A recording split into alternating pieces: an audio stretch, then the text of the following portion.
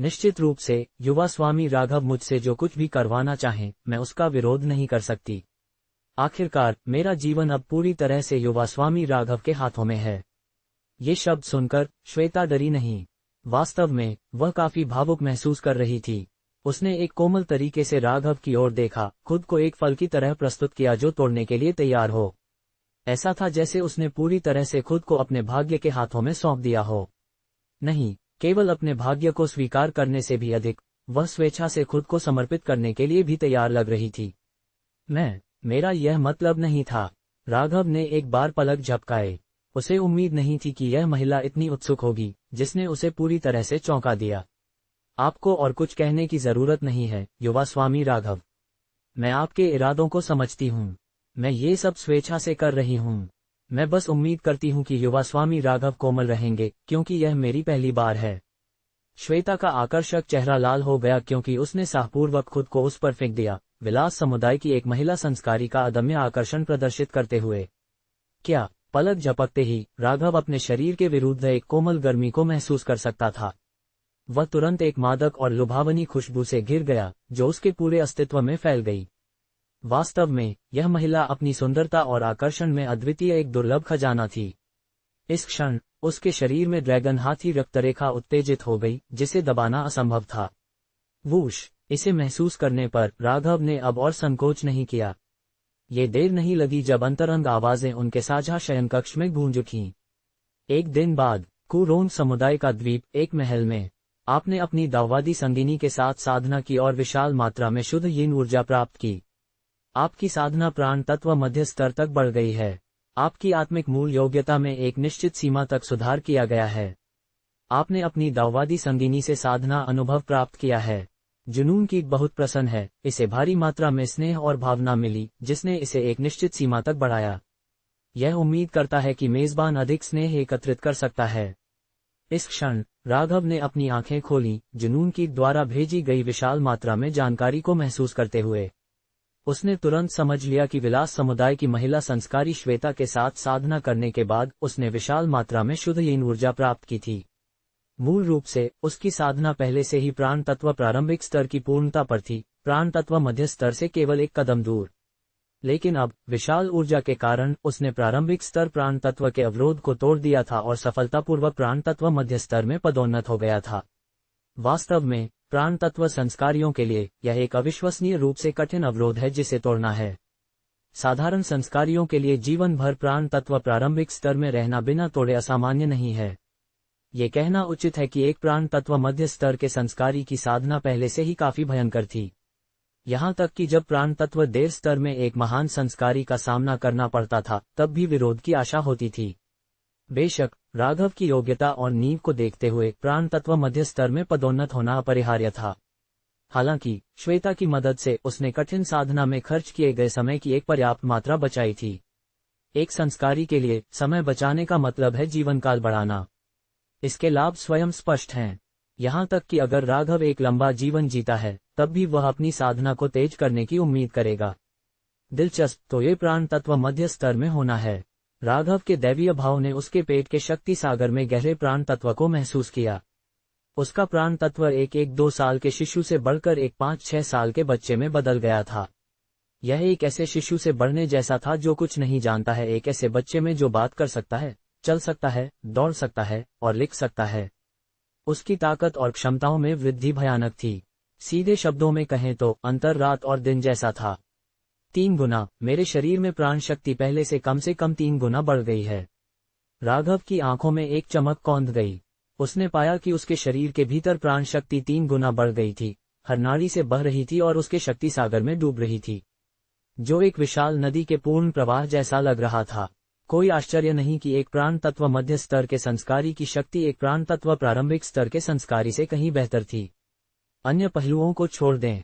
सीधे शब्दों में कहें तो प्राण तत्व स्तर में आगे बढ़ने पर हर कदम पर एक चौंकाने वाला अंतर आता है।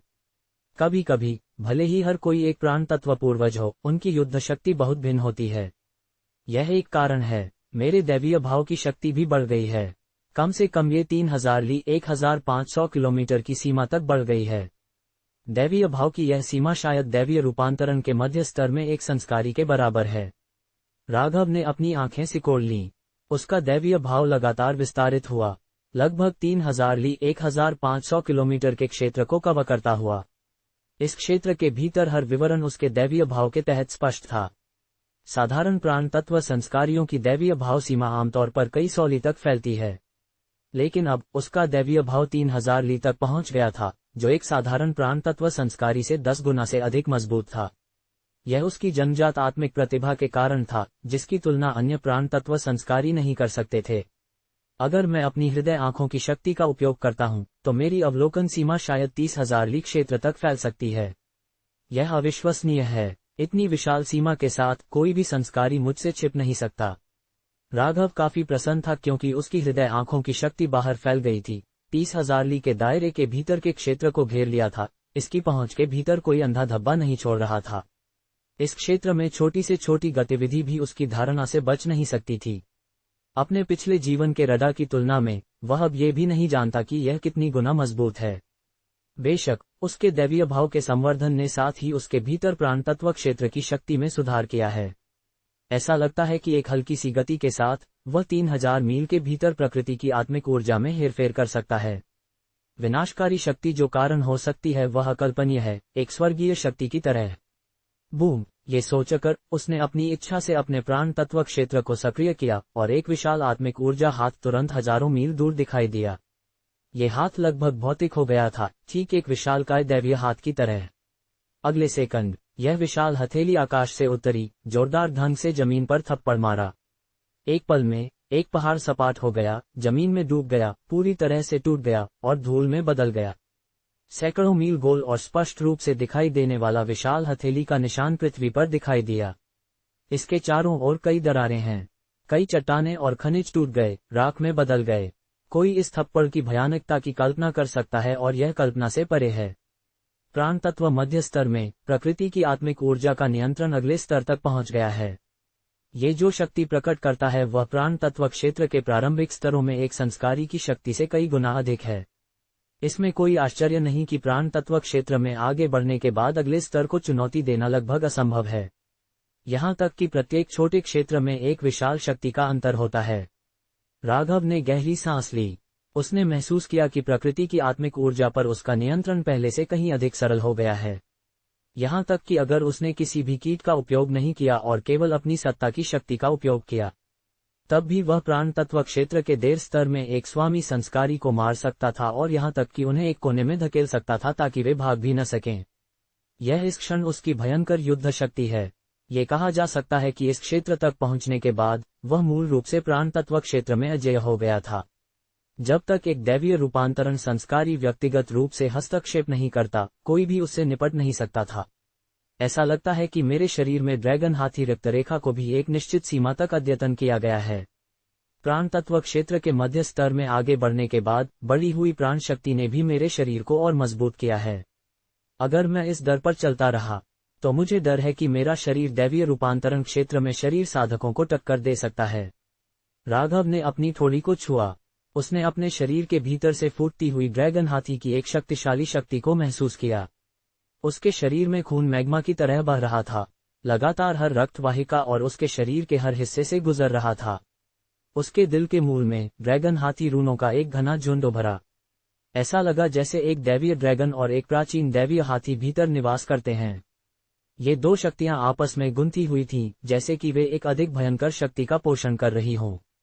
स्पष्ट रूप से एक ड्रैगन और एक हाथी के लड़ने की एक छवि उसकी पीठ पर दिखाई देने लगी। हर टक्कर वैभव की आवाज के साथ गूंजती थी, मार्ग की आवाज के साथ गूंजती थी। यह ऐसा था जैसे कई नियम आपस में टकरा रहे हों। इसने उसे अत्यधिक प्रेरित किया, उसे आत्मज्ञान प्रदान किया, उसे आत्मिक साक्षात्कार की स्थिति में डाल दिया।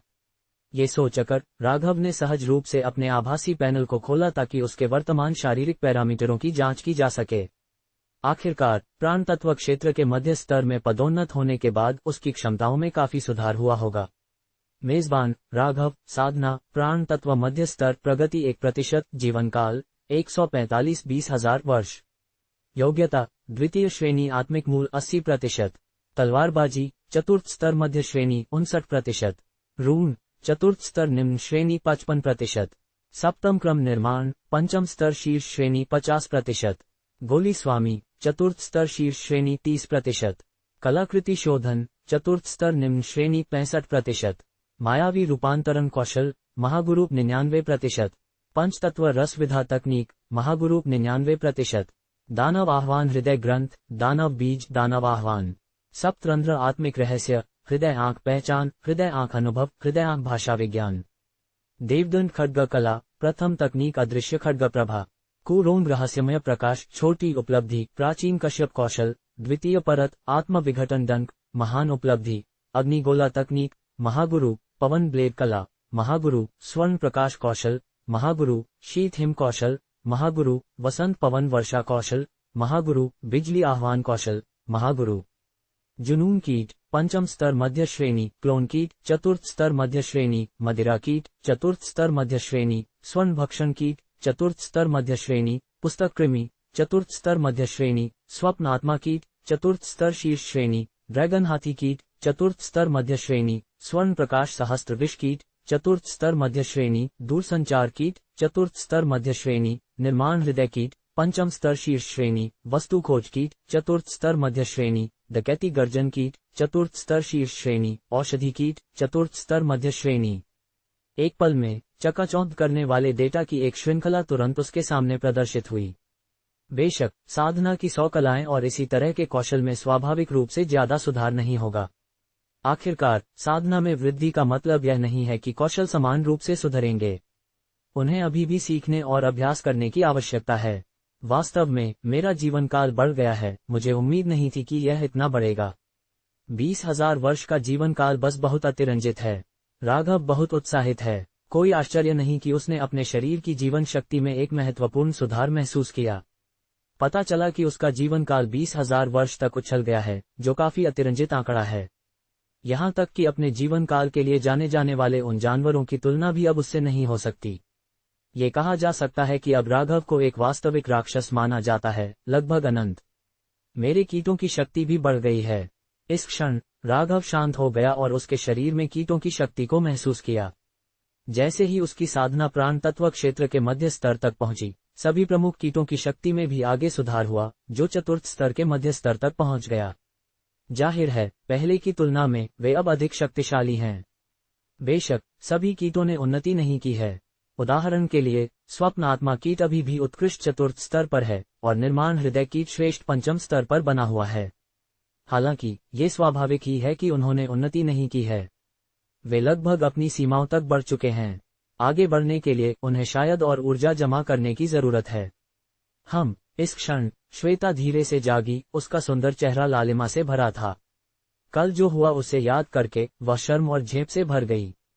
उसने नहीं सोचा था कि वह एक ऐसे पुरुष पर आसक्त हो जाएगी जिसे वह लंबे समय से नहीं जानती थी। ये पहली नजर का प्यार था, लेकिन उसके पास कोई विकल्प नहीं था। ये पुरुष अविश्वसनीय रूप से सुंदर था। उसकी तुलना में उसे खुद पर कुछ शर्मिंदगी भी महसूस हुई। ये हो नहीं सकता, मेरी साधना भी उन्नत हो गई है। क्या मैं पहले ही प्राण तत्व देर स्तर तक उन्नत हो चुकी हूँ? इस क्षण श्वेता ने अपने शरीर में बदलावों को देखा। पहले की तुलना में उसकी साधना कई गुना अधिक मजबूत थी। वह प्राण तत्व देर स्तर में एक महान संस्कारी थी। ध्यान दें कि प्राण तत्व क्षेत्र के विलास समुदाय में भी बहुत से संस्कारियों ने ये स्तर प्राप्त नहीं किया है। एक बार जब कोई प्राण तत्व देर स्तर तक उन्नत हो जाता है, तो वे सबसे मजबूत बन जाते हैं, जो दैवीय रूपांतरण सम्मानितों के बाद दूसरे स्थान पर होते हैं। पहले वह केवल विलास समुदाय के समुदाय स्वामी बनने की एक संभावित उम्मीदवार थी, लेकिन अब यह लगभग निश्चित था कि वह विलास समुदाय की समुदाय स्वामी बन जाएगी, जिसका कोई प्रतिद्वंद्वी नहीं होगा। आखिरकार केवल 450 वर्ष की आयु में प्राण तत्व देर स्तर का संस्कारी बनना काफी उपलब्धि थी। यहाँ तक कि पूरे पूर्वी मरुभूमि में भी बहुत से लोग नहीं हैं जिन्होंने इसे हासिल किया है। दैवीय रूपांतरण सम्मानित में एक अंतिम रूपांतरण की गारंटी नहीं दी जा सकती, लेकिन कम से कम सफलता की संभावना अन्य प्राण तत्व देर स्तर के संस्कारियों की तुलना में कई गुना अधिक है। क्या इस पुरुष के शरीर में शुद्ध यांग ऊर्जा इतनी केंद्रित है? वह प्राण तत्व देर स्तर के अवरोध को भी आसानी से पार करने में सक्षम था। श्वेता अत्यंत प्रसन्न थी। उसकी शुरुआती योजना इस पुरुष को अपना उपकरण बनाने की थी, ताकि वह उसे प्राण तत्व देर स्तर तक उन्नत होने में मदद करे, लेकिन सफलता की दर केवल 50% थी और सफलता की गारंटी नहीं थी। लेकिन अब वह 100% निश्चितता के साथ टूट गई थी। परिणाम उसकी पिछली कल्पना से कहीं बेहतर था। अब उसने महसूस किया कि उसका शरीर महान शुद्ध यांग ऊर्जा से भरा हुआ था, जो उसके शरीर में शुद्ध यीन ऊर्जा के साथ मिलकर एक ऐसी स्थिति तक पहुंच गया जहां पानी और आग सद्भाव में सह अस्तित्व में थे और यिन और यांग एकजुट थे। इस क्षण उसने विलास समुदाय की नींव साधना तकनीक जैद युवती के हृदय सूत्र की शक्ति को समझा। ऐसा लगा जैसे इसमें यिन और यांग के महान सिद्धांतों के रहस्य शामिल थे और यह अतुलनीय रूप से गहरा था। आखिरकार जाग गई। मैंने सुना है कि विलास समुदाय के जैद युवती के हृदय सूत्र को साधना के लिए ब्रह्मचर्य की आवश्यकता होती है। अब जब तुमने अपनी मूल यिन खो दी है, क्या ये तुम्हें प्रभावित करेगा? राघव ने श्वेता की आभा को महसूस किया और अपनी बाहों में अद्वितीय सुंदरता को देखा।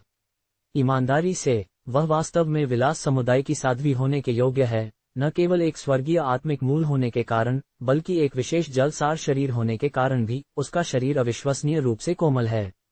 उसने उसे अंतहीन आकर्षण की एक अद्वितीय भावना दी। हालांकि वह कुछ चिंतित था कि साधना तकनीक इस सुंदरता के स्वास्थ्य पर विपरीत प्रभाव डाल सकती है।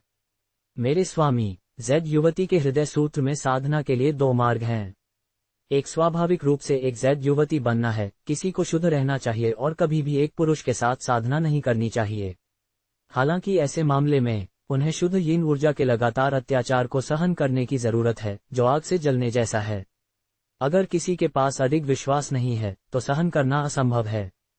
पूरे विलास समुदाय के भीतर केवल समुदाय स्वामी ही इस स्थिति को प्राप्त कर सकती हैं और दैवीय रूपांतरण क्षेत्र तक साधना कर सकती हैं। और क्योंकि मैं प्राण तत्व क्षेत्र तक साधना करने में सक्षम थी, समुदाय स्वामी ने मुझे महत्व दिया और मुझे अपना उत्तराधिकारी बनाया। श्वेता ने तारांकन सेलेमनिटी तारांकन से कहा, इस साधना तकनीक की विशिष्टता को समझाते हुए। तो दूसरे मार्ग के बारे में क्या? राघव ने जिज्ञासावश पूछा। दूसरा मार्ग एक युवती बनना है, अनियंत्रित होना है और अपनी इच्छा के अनुसार करना है। विभिन्न पुरुषों के साथ साधना करना, अपनी साधना स्तर को तेजी से बढ़ाने के लिए प्रत्येक पुरुष से सार शक्ति को अवशोषित करना। समस्या यह है कि ऐसा करने से विभिन्न पुरुषों से मिश्रित सार शक्ति एक अशुद्ध प्राण शक्ति का कारण बन सकती है, जिसे अशुद्धियों को शुद्ध करने के लिए बड़ी मात्रा में आत्मिक औषधि की आवश्यकता होती है। इसके अलावा साधना जितनी उच्च होगी, अशुद्धता उतनी ही भयानक होगी और अंत में इसे हटाया नहीं जा सकता। इसलिए अधिकतम वे प्राण तत्व क्षेत्र तक साधना कर सकते हैं और वे आगे नहीं बढ़ सकते। एक बार जब यह मार्ग चुना जाता है तो दैवीय रूपांतरण तक पहुंचने की आमतौर पर कोई उम्मीद नहीं होती है। श्वेता ने तारांकन सेलेमनिटी तारांकन से कहा, वास्तव में अगर ऐसा है तो क्या मैंने तुम्हारे साधना मार्ग को बर्बाद नहीं कर दिया? राघव ने भौं ही सिकोड़ ली। उसने उम्मीद नहीं की थी कि जैद युवती के हृदय सूत्र का ऐसा दुष्प्रभाव होगा। मेरे स्वामी, चिंता करने की जरूरत नहीं है। दूसरा मार्ग इतना कठिन और साधना में बाधा क्यों डालता है? यह इसलिए है क्योंकि वे महिला संस्कारी अनियंत्रित हैं और उन्होंने बहुत से पुरुषों को चुना है। अगर कोई केवल एक पुरुष को चुनता है और एक निश्चित साथी के साथ साधना करता है, तो ऐसी समस्याएं नहीं होंगी। इसके विपरीत साधना की गति पहले मार्ग की तुलना में तेज होगी। मुझे संदेह है कि जैद युवती के हृदय सूत्र की सच्ची साधना विधि दूसरा मार्ग होनी चाहिए। प्राण तत्व देर स्तर तक उन्नत होने के बाद श्वेता ने महसूस किया कि उसे जैद युवती के हृदय सूत्र की गहन समझ है। केवल उसकी गुरु विलास समुदाय की समुदाय स्वामी ही अधिक जानती थीं। अगर ऐसा है तो विलास समुदाय की महिला संस्कारी ऐसा क्यों नहीं करती हैं? राघव पलक झपकाता है। उसे उम्मीद नहीं थी कि विलास समुदाय की महिला संस्कारी वास्तव में समर्पित एक गामिता के लिए समर्पित थीं।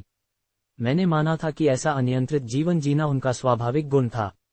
खैर, इसमें वास्तव में कोई विकल्प नहीं है, क्योंकि हर बार जैद युवती के हृदय सूत्र का अभ्यास किया जाता है, जिस जीवन शक्ति को अवशोषित करने की जरूरत होती है वह बस बहुत अधिक होती है।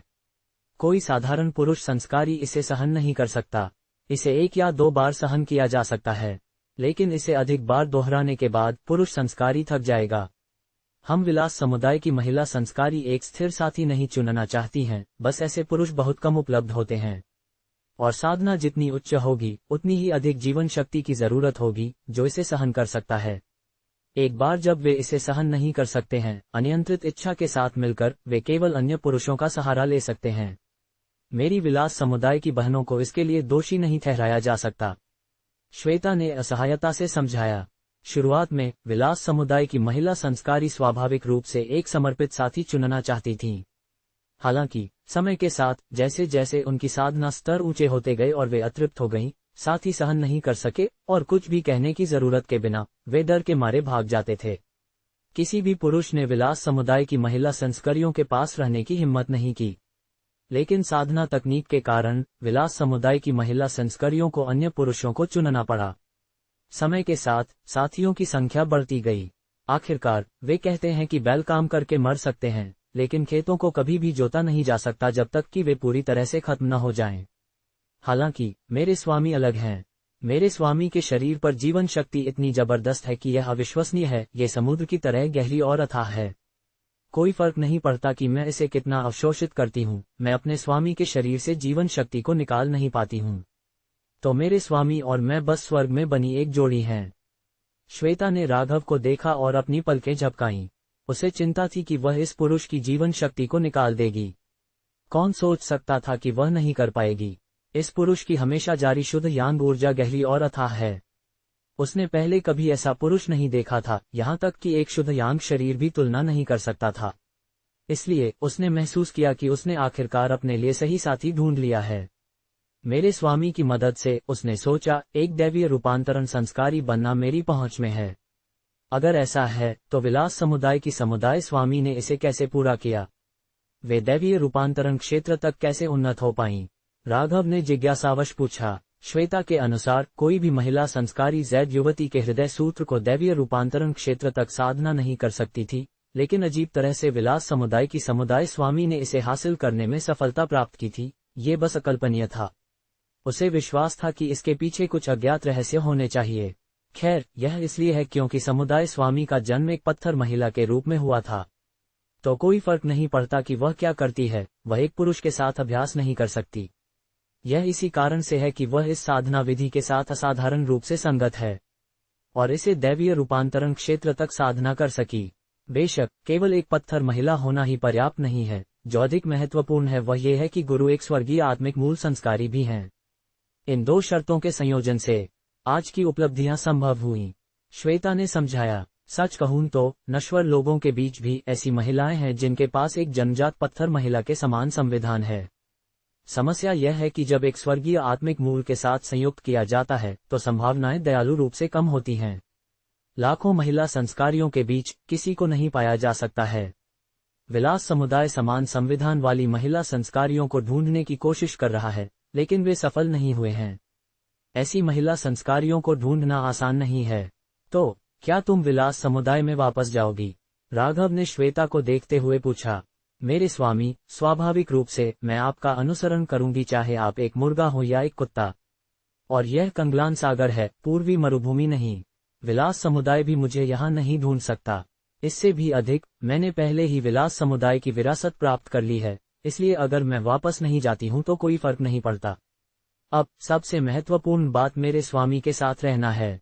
श्वेता ने महसूस किया कि वह शायद इस पुरुष को छोड़ नहीं पाएगी। आखिरकार उसकी साधना के लिए भी उसे इस पुरुष के साथ रहने की जरूरत थी। विलास समुदाय में वापस जाने से वास्तव में उसकी अपनी साधना में बाधा आएगी। जहां तक विलास समुदाय के समुदाय स्वामी के पद का सवाल है, ये बहुत महत्वपूर्ण नहीं है। साधना अधिक महत्वपूर्ण है। अगर वह एक दैवीय रूपांतरण संस्कारी है, तो विलास समुदाय के समुदाय स्वामी के पद के लिए उसके साथ कौन लड़ने की हिम्मत करेगा? ठीक है, तो रुक जाओ। राघव ने सिर हिलाया। उसे श्वेता को कुछ भी करने की जरूरत नहीं थी, बस एक गहने के रूप में आज्ञाकारिता से उसके पास रहना पर्याप्त था। और श्वेता के जलसार शरीर का उस पर एक महत्वपूर्ण प्रभाव था। हर बार जब वह अभ्यास करता है तो उसे बहुत लाभ होता है। मेरे स्वामी, श्वेता ने अपनी पानीदार आंखों से राघव को देखा। उसका सुंदर चेहरा लालिमा से भरा हुआ था। बोलने वाली थी लेकिन झिझक रही थी, फिर भी पूरी तरह से अपने इरादे व्यक्त कर रही थी। यह विलास समुदाय की राक्षसी। उसकी बातें सुनकर राघव खुद को शायद ही रोक पाया। शुक्र है कि उसके पास अनंत शक्ति वाला ड्रैगन हाथी का शरीर है। अगर यह कोई अन्य पुरुष होता तो वे अब तक शायद थक चुके होते। कोई कह सकता है कि हर कोई विलास समुदाय की एक राक्षसी को सहन नहीं कर सकता। ... कुछ दिनों बाद राघव और श्वेता ने कई दिनों तक एक साथ अभ्यास किया था। वास्तव में श्वेता को उसकी प्राण तत्व देव स्तर की साधना को मजबूत करने में मदद की। वे केवल पूरी तरह से थक जाने पर ही रुके। सौभाग्य से उसकी शक्ति एक वास्तविक ड्रैगन के बराबर थी, अन्यथा वह शायद नहीं टिका होता। इस बिंदु पर श्वेता भी ध्यान और साधना के लिए अपने निवास में चली गई थी।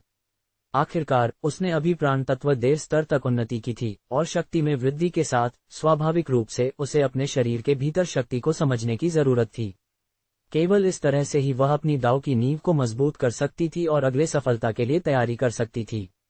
ठीक है, मुझे दीपेश भाइयों द्वारा छोड़े गए खजानों की जांच करनी चाहिए। राघव ने अपनी थोड़ी सहलाई और पूर्वी मरुभूमि में उसने प्राप्त की प्राण तत्व संस्कारियों की 4 संग्रह थैलियों को याद किया। ये दीपेश भाई कोई साधारण व्यक्ति नहीं थे। अपनी जवानी में वे एक दैवीय रूपांतरण के खंडहर द्वारा छोड़ी गई विरासत को प्राप्त करने में सफल रहे। जाहिर है वे प्राचीन युग से कलाकृति शोधन के एक समुदाय के वंशज थे। 4 प्राण तत्व कठपुतलियां उस कलाकृति शोधन के समुदाय से विरासत में मिली हैं। हजारों वर्षों के बीतने के बावजूद वे आज तक कार्यशील हैं। कोई कल्पना कर सकता है कि इन 4 प्राण तत्व संस्कारियों की संग्रह थैलियों में कितने खजाने छोड़े गए होंगे। ये सोचकर उसने तुरंत 4 संग्रह थैलियां निकाली। उसका दैवीय भाव गुजरा, भीतर के कई खजानों को महसूस करते हुए। बेशक सभी कीट उन्नत नहीं हुए हैं।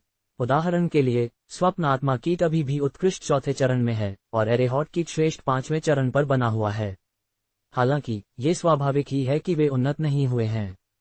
वे लगभग अपनी सीमाओं तक बढ़ चुके हैं। आगे बढ़ने के लिए संभवतः उन्हें और अधिक ऊर्जा जमा करने की आवश्यकता है। इस क्षण श्वेता धीरे से हिली, उसका सुंदर चेहरा लाल हो गया था। कल जो हुआ उसे याद करके वह शर्मा गई और शर्मिंदा महसूस किया। उसने नहीं सोचा था कि वह एक ऐसे पुरुष के प्यार में पड़ जाएगी जिसे वह लंबे समय से नहीं जानती थी। ये पहली नजर का प्यार था, लेकिन उसके पास कोई विकल्प नहीं था। ये पुरुष अविश्वसनीय रूप से सुंदर था। उसकी तुलना में उसे खुद पर भी कुछ शर्म महसूस हुई। असंभव, मेरी साधना भी उन्नत हो गई है। क्या मैं पहले ही शिशु आत्मा अंतिम चरण नासेंट सोल लेट स्टेज तक उन्नत हो चुकी हूँ? इस क्षण श्वेता ने अपने शरीर में आए बदलावों को महसूस किया। पहले की तुलना में उसकी साधना कई गुना मजबूत हो गई थी। वह अब शिशु आत्मा अंतिम चरण की एक महान संस्कारी थी।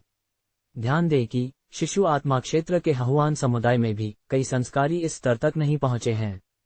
एक बार जब कोई शिशु आत्मा अंतिम चरण तक उन्नत हो जाता है तो वे सबसे शक्तिशाली बन जाते हैं, जो केवल भगवान परिवर्तित सम्मानित व्यक्तियों गॉड ट्रांसफॉर्म्ड ऑनर्ड वंस से नीचे होते हैं। पहले वह केवल हहुआन समुदाय की समुदाय गुरु सेक्ट मास्टर बनने की एक संभावित उम्मीदवार थी, लेकिन अब ये लगभग निश्चित था कि वह हहुआन समुदाय की समुदाय गुरु बनेगी जिसका कोई मुकाबला करने वाला नहीं होगा। आखिरकार सिर्फ 450 वर्ष की आयु में शिशु आत्मा अंतिम चरण की संस्कारी बनना एक बड़ी उपलब्धि थी। पूरे पूर्वी बंजर भूमि में भी बहुत से ऐसे नहीं हैं जिन्होंने ये हासिल किया हो। ईश्वर परिवर्तित सम्मानित व्यक्ति में अंततः परिवर्तन की गारंटी नहीं दी जा सकती है, लेकिन कम से कम सफलता की संभावना अन्य शिशु आत्मा अंतिम चरण के संस्कारियों की तुलना में कई गुना अधिक है। क्या इस पुरुष के शरीर में शुद्ध यांग क्यूई इतनी केंद्रित है? वह शिशु आत्मा अंतिम चरण की बाधा को भी आसानी से पार करने में सक्षम था। श्वेता बहुत खुश थी। उसकी शुरुआती योजना इस पुरुष को अपना उपकरण बनाने की थी ताकि वह उसे शिशु आत्मा अंतिम चरण तक उन्नत करने में मदद करे, लेकिन सफलता दर केवल 50% थी और सफलता की गारंटी नहीं थी। लेकिन अब वह 100% निश्चितता के साथ टूट चुकी थी। परिणाम उससे कहीं बेहतर था जिसकी उसने पहले कल्पना की थी। अब उसने महसूस किया कि उसका शरीर महान शुद्ध यांग क्यूई से भरा हुआ है, जो उसके शरीर में शुद्ध यिन क्यूई के साथ मिश्रित हो रहा है। एक ऐसी स्थिति तक पहुंच रहा है जहां पानी और आग सद्भाव में सह अस्तित्व में थे और यिन और यांग एकजुट थे। इस क्षण उसने हहुआन समुदाय की नींव साधना तकनीक जेड मेडन का हृदय सूत्र द हार्ट सूत्र ऑफ जेड मेडन की शक्ति को समझा। ऐसा प्रतीत होता था कि इसमें यिन और यांग के भव्य सिद्धांतों के रहस्य शामिल थे और यह अथाह रूप से गहरा था। आखिरकार जाग गई। मैंने सुना है कि हहुआन समुदाय के जेड मेडन के हृदय सूत्र को साधना के लिए ब्रह्मचर्य की आवश्यकता होती है। अब जब तुमने अपनी युवानेन खो दी है, क्या ये तुम्हें प्रभावित करेगा? राघव ने श्वेता के आभा को महसूस किया और अपनी बाहों में अद्वितीय सुंदरता को देखा। ईमानदारी से कहूं तो वह वास्तव में हहुआन समुदाय की संतनी सेंटेस होने के योग्य है। न केवल स्वर्गीय आध्यात्मिक जड़ के पास है, बल्कि एक विशेष जलसार शरीर वाटर एसेंस बॉडी भी है। उसका शरीर अविश्वसनीय रूप से नर्म है। उसने उसे अनंत आकर्षण की एक अनूठी भावना दी।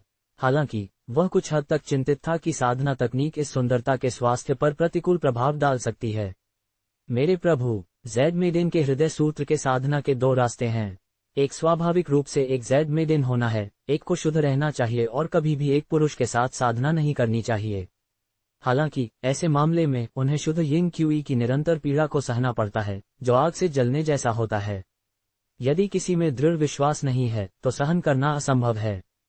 पूरे हहुआन समुदाय के भीतर केवल समुदाय गुरु ही इस स्थिति को प्राप्त कर सकती हैं और देवत्व परिवर्तन क्षेत्र तक साधना कर सकती हैं।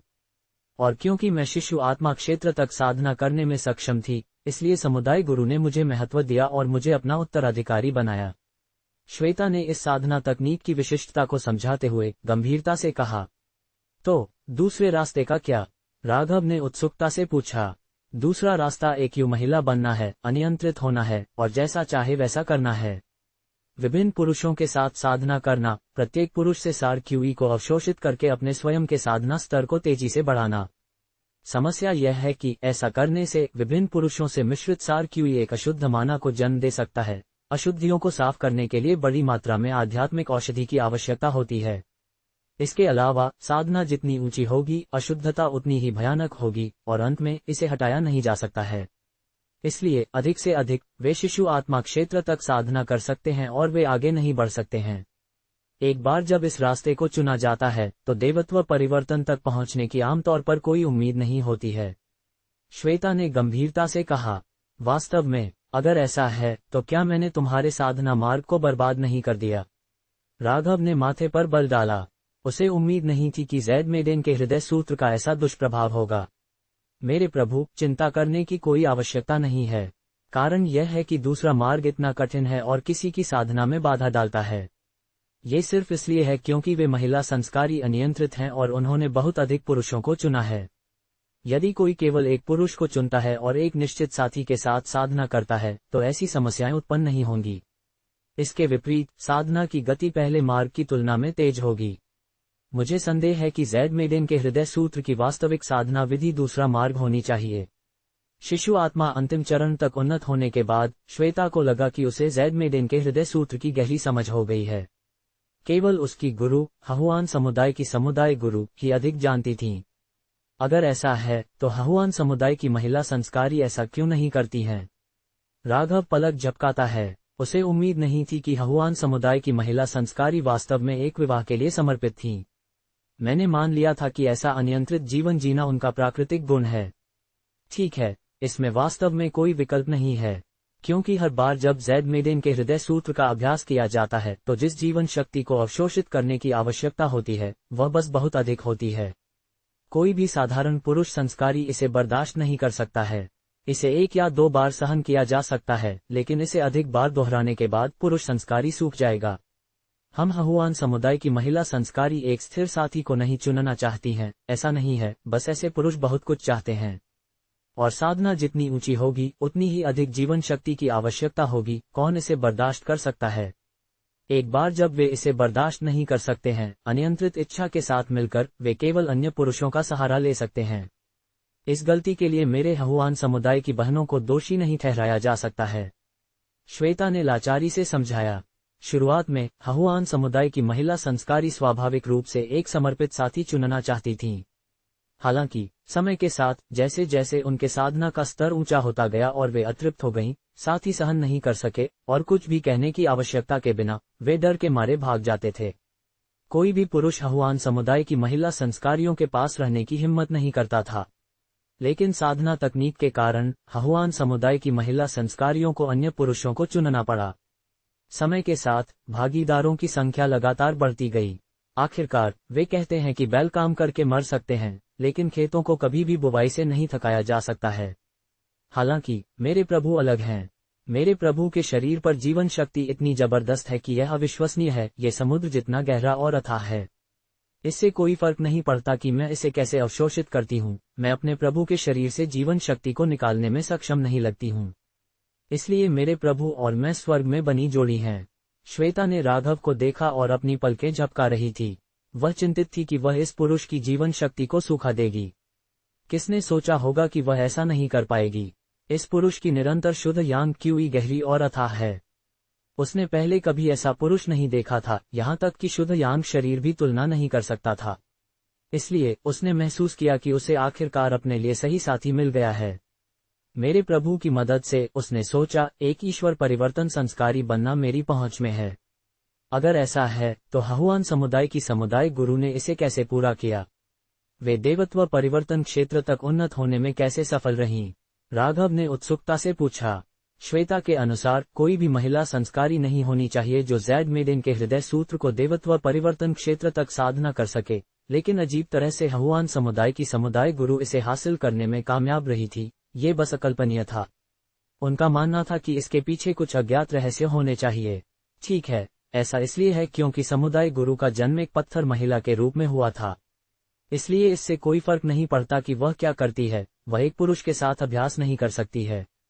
इसी कारण से वह इस साधना पद्धति के साथ असाधारण रूप से संगत है और इसे देवत्व परिवर्तन क्षेत्र तक साधना कर सकती थी। बेशक केवल एक पत्थर महिला होना पर्याप्त नहीं है, इससे भी महत्वपूर्ण बात यह है कि गुरु भी एक स्वर्गीय आध्यात्मिक जड़ संस्कारी हैं। इन दो स्थितियों के संयोजन से आज की उपलब्धियां संभव हो पाईं। श्वेता ने समझाया, सच कहूं तो नश्वर लोगों के बीच भी ऐसी महिलाएं हैं जिनकी रचना एक पत्थर महिला के समान है। समस्या तब है जब एक स्वर्गीय आध्यात्मिक जड़ के साथ संयुक्त किया जाता है तो संभावनाएं दुखद रूप से कम होती हैं। लाखों महिला संस्कारियों के बीच कोई भी नहीं मिल सकता है। हहुआन समुदाय समान रचना वाली महिला संस्कारियों को खोजने की कोशिश कर रहा है, लेकिन वे सफल नहीं हुए हैं। ऐसी महिला संस्कारियों को ढूंढना आसान नहीं है। तो क्या तुम हहुआन समुदाय में वापस जाओगी? राघव ने श्वेता को देखकर पूछा। मेरे प्रभु, स्वाभाविक रूप से मैं आपका अनुसरण करूंगी, चाहे आप मुर्गी हो या कुत्ता। और यह कंगलांग सागर है, पूर्वी बंजर भूमि नहीं। यहाँ तक कि हहुआन समुदाय भी मुझे नहीं ढूंढ सकता है। इससे भी अधिक, मैंने पहले ही हहुआन समुदाय की विरासत प्राप्त कर ली है, इसलिए अगर मैं वापस नहीं जाती हूँ तो इससे कोई फर्क नहीं पड़ता। अब सबसे महत्वपूर्ण बात मेरे प्रभु के साथ रहना है।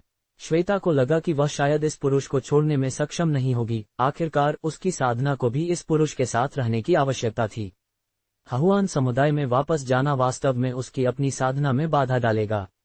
जहां तक हहुआन समुदाय के समुदाय गुरु के पद की बात है, ये बहुत महत्वपूर्ण नहीं है। साधना अधिक महत्वपूर्ण है। अगर वह एक ईश्वर परिवर्तन संस्कारी है तो हहुआन समुदाय के समुदाय गुरु के पद के लिए उसके साथ कौन लड़ने की हिम्मत करेगा? ठीक है, तो तुम रहो। राघव ने सिर हिलाया। उसे श्वेता से कुछ भी करने की आवश्यकता नहीं थी, बस एक आभूषण के रूप में आज्ञाकारी रूप से उसके साथ रहना पर्याप्त था। और श्वेता के जलसार शरीर का उस पर महत्वपूर्ण प्रभाव पड़ा। हर बार जब वह अभ्यास करता है तो उसे बहुत लाभ होता है। मेरे प्रभु, श्वेता ने अपनी पानीदार आंखों से राघव को देखा। उसका सुंदर चेहरा लाल हो गया था। बोलने ही वाली थी लेकिन हिचकिचा रही थी, फिर भी अपने इरादे को पूरी तरह से व्यक्त कर रही थी। ये हहुआन समुदाय की राक्षसी। उसके शब्दों को सुनकर राघव खुद को मुश्किल से नियंत्रित कर सका। शुक्र है कि वह अनंत सहनशक्ति के साथ ड्रैगन हाथी का शरीर रखता है। अगर यह कोई और पुरुष होता तो वे शायद अब तक थक चुके होते। कोई कह सकता है कि हर कोई हहुआन समुदाय की एक राक्षसी का सामना नहीं कर सकता है। ... कुछ दिनों बाद राघव और श्वेता ने कई दिनों तक एक साथ अभ्यास किया था। वास्तव में श्वेता को उसकी शिशु आत्मा अंतिम चरण की साधना को मजबूत करने में मदद की। वे तभी रुके जब वे पूरी तरह से थक गए थे। सौभाग्य से उसकी सहनशक्ति एक असली अजगर के समान थी, अन्यथा वह टिक नहीं पाता। इस बिंदु पर श्वेता भी ध्यान और साधना करने के लिए अपने निवास में चली गई थी। आखिरकार वह भी शिशु आत्मा अंतिम चरण तक उन्नत हुई थी और शक्ति में वृद्धि के साथ स्वाभाविक रूप से उसे अपने शरीर के भीतर की शक्ति को समझने की आवश्यकता थी। केवल इस तरह से वह अपनी दांव नींव को मजबूत कर सकती थी और अगली सफलता के लिए तैयारी कर सकती थी। ठीक है, मुझे ली भाइयों द्वारा छोड़े गए खजानों की जांच करनी चाहिए। राघव ने अपनी थोड़ी पर हाथ फेरा और पूर्वी बंजर भूमि में प्राप्त शिशु आत्मा संस्कारियों के 4 संग्रह बैगों को याद किया। ये ली भाई कोई साधारण व्यक्ति नहीं थे। अपनी युवावस्था में वे एक ईश्वर परिवर्तन के खंडहरों द्वारा छोड़ी गई विरासत को प्राप्त करने में कामयाब रहे। जाहिर तौर पर वे प्राचीन युग के कलाकृति शोधन समुदाय के वंशज थे। 4 शिशु आत्मा कठपुतलियां उस कलाकृति शोधन समुदाय से नीचे दी गई हैं। हजारों साल बीत जाने के बावजूद वे आज तक कार्यात्मक हैं। कोई कल्पना कर सकता है इन 4 शिशु आत्मा संस्कारियों के संग्रह बैगों के अंदर अनगिनत खजाने रखे होंगे। ये सोचते हुए उसने तुरंत 4 संग्रह बैगों को बाहर निकाला। उसकी आध्यात्मिक भावना ने अंदर से झांका, अंदर के कई खजानों को महसूस किया। धत, ये इतने गरीब कैसे हो सकते हैं? इन 4 शिशु आत्मा संस्कारियों के संग्रह बैगों की जांच करने के बाद राघव अवाक रह गया। उसने पाया कि संग्रह बैगों में मुश्किल से कोई आध्यात्मिक पत्थर थे। बस 200 से 300 उच्च श्रेणी के आध्यात्मिक पत्थर और लगभग 1 लाख मध्यम श्रेणी के आध्यात्मिक पत्थर थे। शिशु आत्मा संस्कारियों के लिए ये गरीबी का चरम था। जहां तक चौथे चरण की खजाना गोलियों की बात है, उनके पास एक भी नहीं थी। भले ही उनके पास कोई चौथे चरण की खजाना गोलियां होती, वे शायद उन्हें तुरंत उपभोग कर लेते। इसके अलावा उसे केवल कुछ चौथे चरण की सामग्रियां मिलीं। ये कहना सुरक्षित था कि ली परिवार के ये 4 भाई अविश्वसनीय रूप से गरीब थे। कोई आश्चर्य नहीं कि वे शिशु आत्मा संस्कारियों के रूप में केवल डकैती का सहारा ले सकते थे। सामान्य तौर पर शिशु आत्मा संस्कारी इतने गरीब नहीं होते थे, लेकिन उन्होंने अपना अधिकांश पैसा हहुआन समुदाय की महिला संस्कारियों पर खर्च कर दिया था। इसलिए वे इतने कंगाल थे। नहीं, उन्होंने वास्तव में अपनी सारी संपत्ति शिशु आत्मा श्रेणी की कठपुतलियों पर खर्च कर दी। राघव ने अपनी थोड़ी सहलाए। कुछ सावधानीपूर्वक विचार करने के बाद उसने जल्दी से कारण का पता लगा लिया। अपनी साधना के अलावा इन शिशु आत्मा संस्कारियों ने अपनी संपत्ति का एक बड़ा हिस्सा इन 4 शिशु आत्मा श्रेणी की कठपुतलियों में भी निवेश किया था। आखिरकार ये कठपुतलियां बेहद मूल्यवान थीं। अगर बेची जाती तो वे उच्च श्रेणी के आध्यात्मिक खजानों से अधिक महंगी होने की संभावना थी। क्योंकि शिशु आत्मा श्रेणी की कठपुतलियां हजारों सालों तक चल सकती थीं, वे अमर शिशु आत्मा सैनिकों की सेना रखने जैसी थीं। अगर किसी साधारण साधना कबीले को एक शिशु आत्मा श्रेणी की कठपुतली मिल जाती तो ये हजारों सालों तक उनकी समृद्धि सुनिश्चित कर सकता था। दूसरे शब्दों में, वे अमूल्य संपत्ति थे जो समुदाय के खजाने के रूप में काम कर सकते थे। खासकर इस युग में शिशु आत्मा कठपुतलियों को परिष्कृत करने की तकनीक लगभग खो चुकी थी। इसलिए सबसे मूल्यवान चीज कलाकृति शोधन समुदाय की वंशावली से विरासत ज़ैद अभिलेख है। राघव ने अपनी आंखें सिकुड़ीं। उसने महसूस किया कि ली भाइयों को उनके संग्रह बैगों में शिशु आत्मा खंडहरों से प्राप्त हुए कई विरासत ज़ैद अभिलेख कलाकृति शोधन समुदाय की वंशावली से संबंधित थे। यह असली कीमती खजाना था। इस विचार के साथ उसने संकोच नहीं किया और तुरंत इन विरासत ज़ैद अभिलेखों को किताब कीट को खिला दिया। किताब कीट चौथे चरण के मध्यम श्रेणी के क्षेत्र तक उन्नत होने के बाद अब विरासत ज़ैद अभिलेखों से ज्ञान को बहुत तेजी से पचा और अवशोषित कर सकता था। बूम बूम बूम, अचानक सूचना की एक लहर तुरंत उसके चेतना के सागर में गहराई तक समा गई। कलाकृति शोधन समुदाय की विभिन्न गुप्त तकनीकें और विरासतें किताब कीट के अंदर आभासी पुस्तकालय में उभरी। उसने तुरंत कलाकृति शोधन समुदाय के कई रहस्यों के बारे में बहुत कुछ सीखा। सामान्य तौर पर कलाकृति शोधन समुदाय के 2 प्रमुख गुप्त मैनुअल थे। पहला था आकाश शोधन खजाना रहस्य, जादुई हथियारों को परिष्कृत करने के लिए एक साधना तकनीक। एक बार जब आप इस कौशल में महारत हासिल कर लेते हैं तो आप सभी प्रकार की सामग्रियों को पिघला और परिष्कृत कर सकते हैं, विभिन्न जादुई हथियारों, यहां तक कि कठपुतलियों का निर्माण भी कर सकते हैं। कहा जाता था कि यदि कोई इस तकनीक के उच्चतम स्तर तक पहुंच जाता है तो वे आकाश शोधन आध्यात्मिक खजानों को भी परिष्कृत कर सकते हैं, जिससे ये साधना जगत में सबसे मजबूत कलाकृति शोधन तकनीकों में से एक बन जाता है। इस तकनीक का उपयोग करते हुए कलाकृति शोधन समुदाय ने बड़ी संख्या में जादुई हथियारों का उत्पादन किया, अनिवार्य रूप से साधना जगत में मुख्य आपूर्तिकर्ता बन गया। अनगिनत संस्कारी अपने उत्पादों का उपयोग करने में गर्व महसूस करते थे। दूसरा था महान यान की आत्मा विभाजन कौशल, कठपुतलियों को नियंत्रित करने के लिए एक सर्वोच्च तकनीक। आखिरकार कठपुतलियों को बनाने के बाद उन्हें नियंत्रित करने की अभी भी आवश्यकता थी। यह विधि दैवीय भावना अनुप्रयोग के लिए एक अंतिम तकनीक थी। ये दैवीय भावना को अनगिनत तारों में विभाजित कर सकती थी। इस कौशल के केवल पहले स्तर का अभ्यास करने से कोई भी अपनी दैवीय भावना को 9 तारों में विभाजित कर सकता है, जिससे वे 9 कठपुतलियों को नियंत्रित करने में सक्षम हो जाते हैं। यदि आप दूसरे स्तर तक साधना करते हैं तो आप 18 दैवीय भावनाओं में अंतर कर सकते हैं, जो 18 कठपुतलियों को नियंत्रित करने में सक्षम हैं। तीसरा स्तर आपको 36 दैवीय भावनाओं में अंतर करने की अनुमति देता है, 36 कठपुतलियों को नियंत्रित करता है। और चौथे स्तर पर आप 72 दैवीय भावनाओं में अंतर कर सकते हैं, 72 कठपुतलियों को नियंत्रित करते हैं। पांचवां स्तर इस साधना तकनीक का शिखर है, जो आपको 144 दैवीय भावनाओं में अंतर करने की अनुमति देता है, 100 से अधिक कठपुतलियों को आसानी से नियंत्रित करता है। इसलिए अपने प्रमुख के दौरान कलाकृति शोधन समुदाय इन 2 साधना तकनीकों के साथ बड़ी संख्या में कठपुतलियों का उत्पादन किया, जिससे एक व्यक्ति 100 से अधिक कठपुतलियों की सेना को नियंत्रित कर सकता था और दुनिया भर में झाड़ू लगा सकता था। यहाँ तक कि राक्षस कबीला भी कलाकृति शोधन समुदाय के एक संस्कारी को देखकर दूर हो जाता था, उनसे भिड़ने की हिम्मत नहीं करता था। प्राचीन युग के दौरान कलाकृति शोधन समुदाय की समृद्धि सब राक्षस क्षेत्र के आक्रमण के कारण थी, क्योंकि कठपुतली निर्माण का सबसे महत्वपूर्ण पहलू सामग्री है। सामग्री के बिना एक भव्य कलाकृति शोधक भी एक आध्यात्मिक खजाना बनाने में सक्षम नहीं होगा। राक्षस कबीले के आक्रमण के कारण अनगिनत राक्षस नष्ट हो गए, जिससे सस्ती कठपुतली सामग्रियों की बड़ी मात्रा मिली। इसके अलावा दो दुनियाओं के टकराव के कारण लगातार युद्धों के कारण आध्यात्मिक खजानों की मांग बढ़ गई। इस प्रकार कलाकृति शोधन समुदाय अपनी शक्ति के लगातार विस्तार के साथ तेजी से बढ़ा। उन्होंने बड़ी मात्रा में कठपुतली सामग्री एकत्र की और कठपुतलियों की एक श्रृंखला बनाई। अपने चरम पर उन्होंने कुछ शिशु आत्मा स्तर की कठपुतलियां भी क्राफ्ट की, एक समय के लिए अद्वितीय प्रमुखता हासिल की। दुख की बात है कि अच्छा समय नहीं चला, राक्षसों ने आक्रमण किया। नतीजतन राक्षसी आपदा के दौरान कलाकृति शोधन समुदाय गिर गया, केवल खंडहर और उनकी विरासत पीछे छोड़ गए। राघव ने अपनी आंखें सिकुड़ी। उसने इन विरासत शिक्षाओं से कलाकृति शोधन समुदाय के इतिहास और इसके उदय और पतन के कारणों के बारे में सीखा।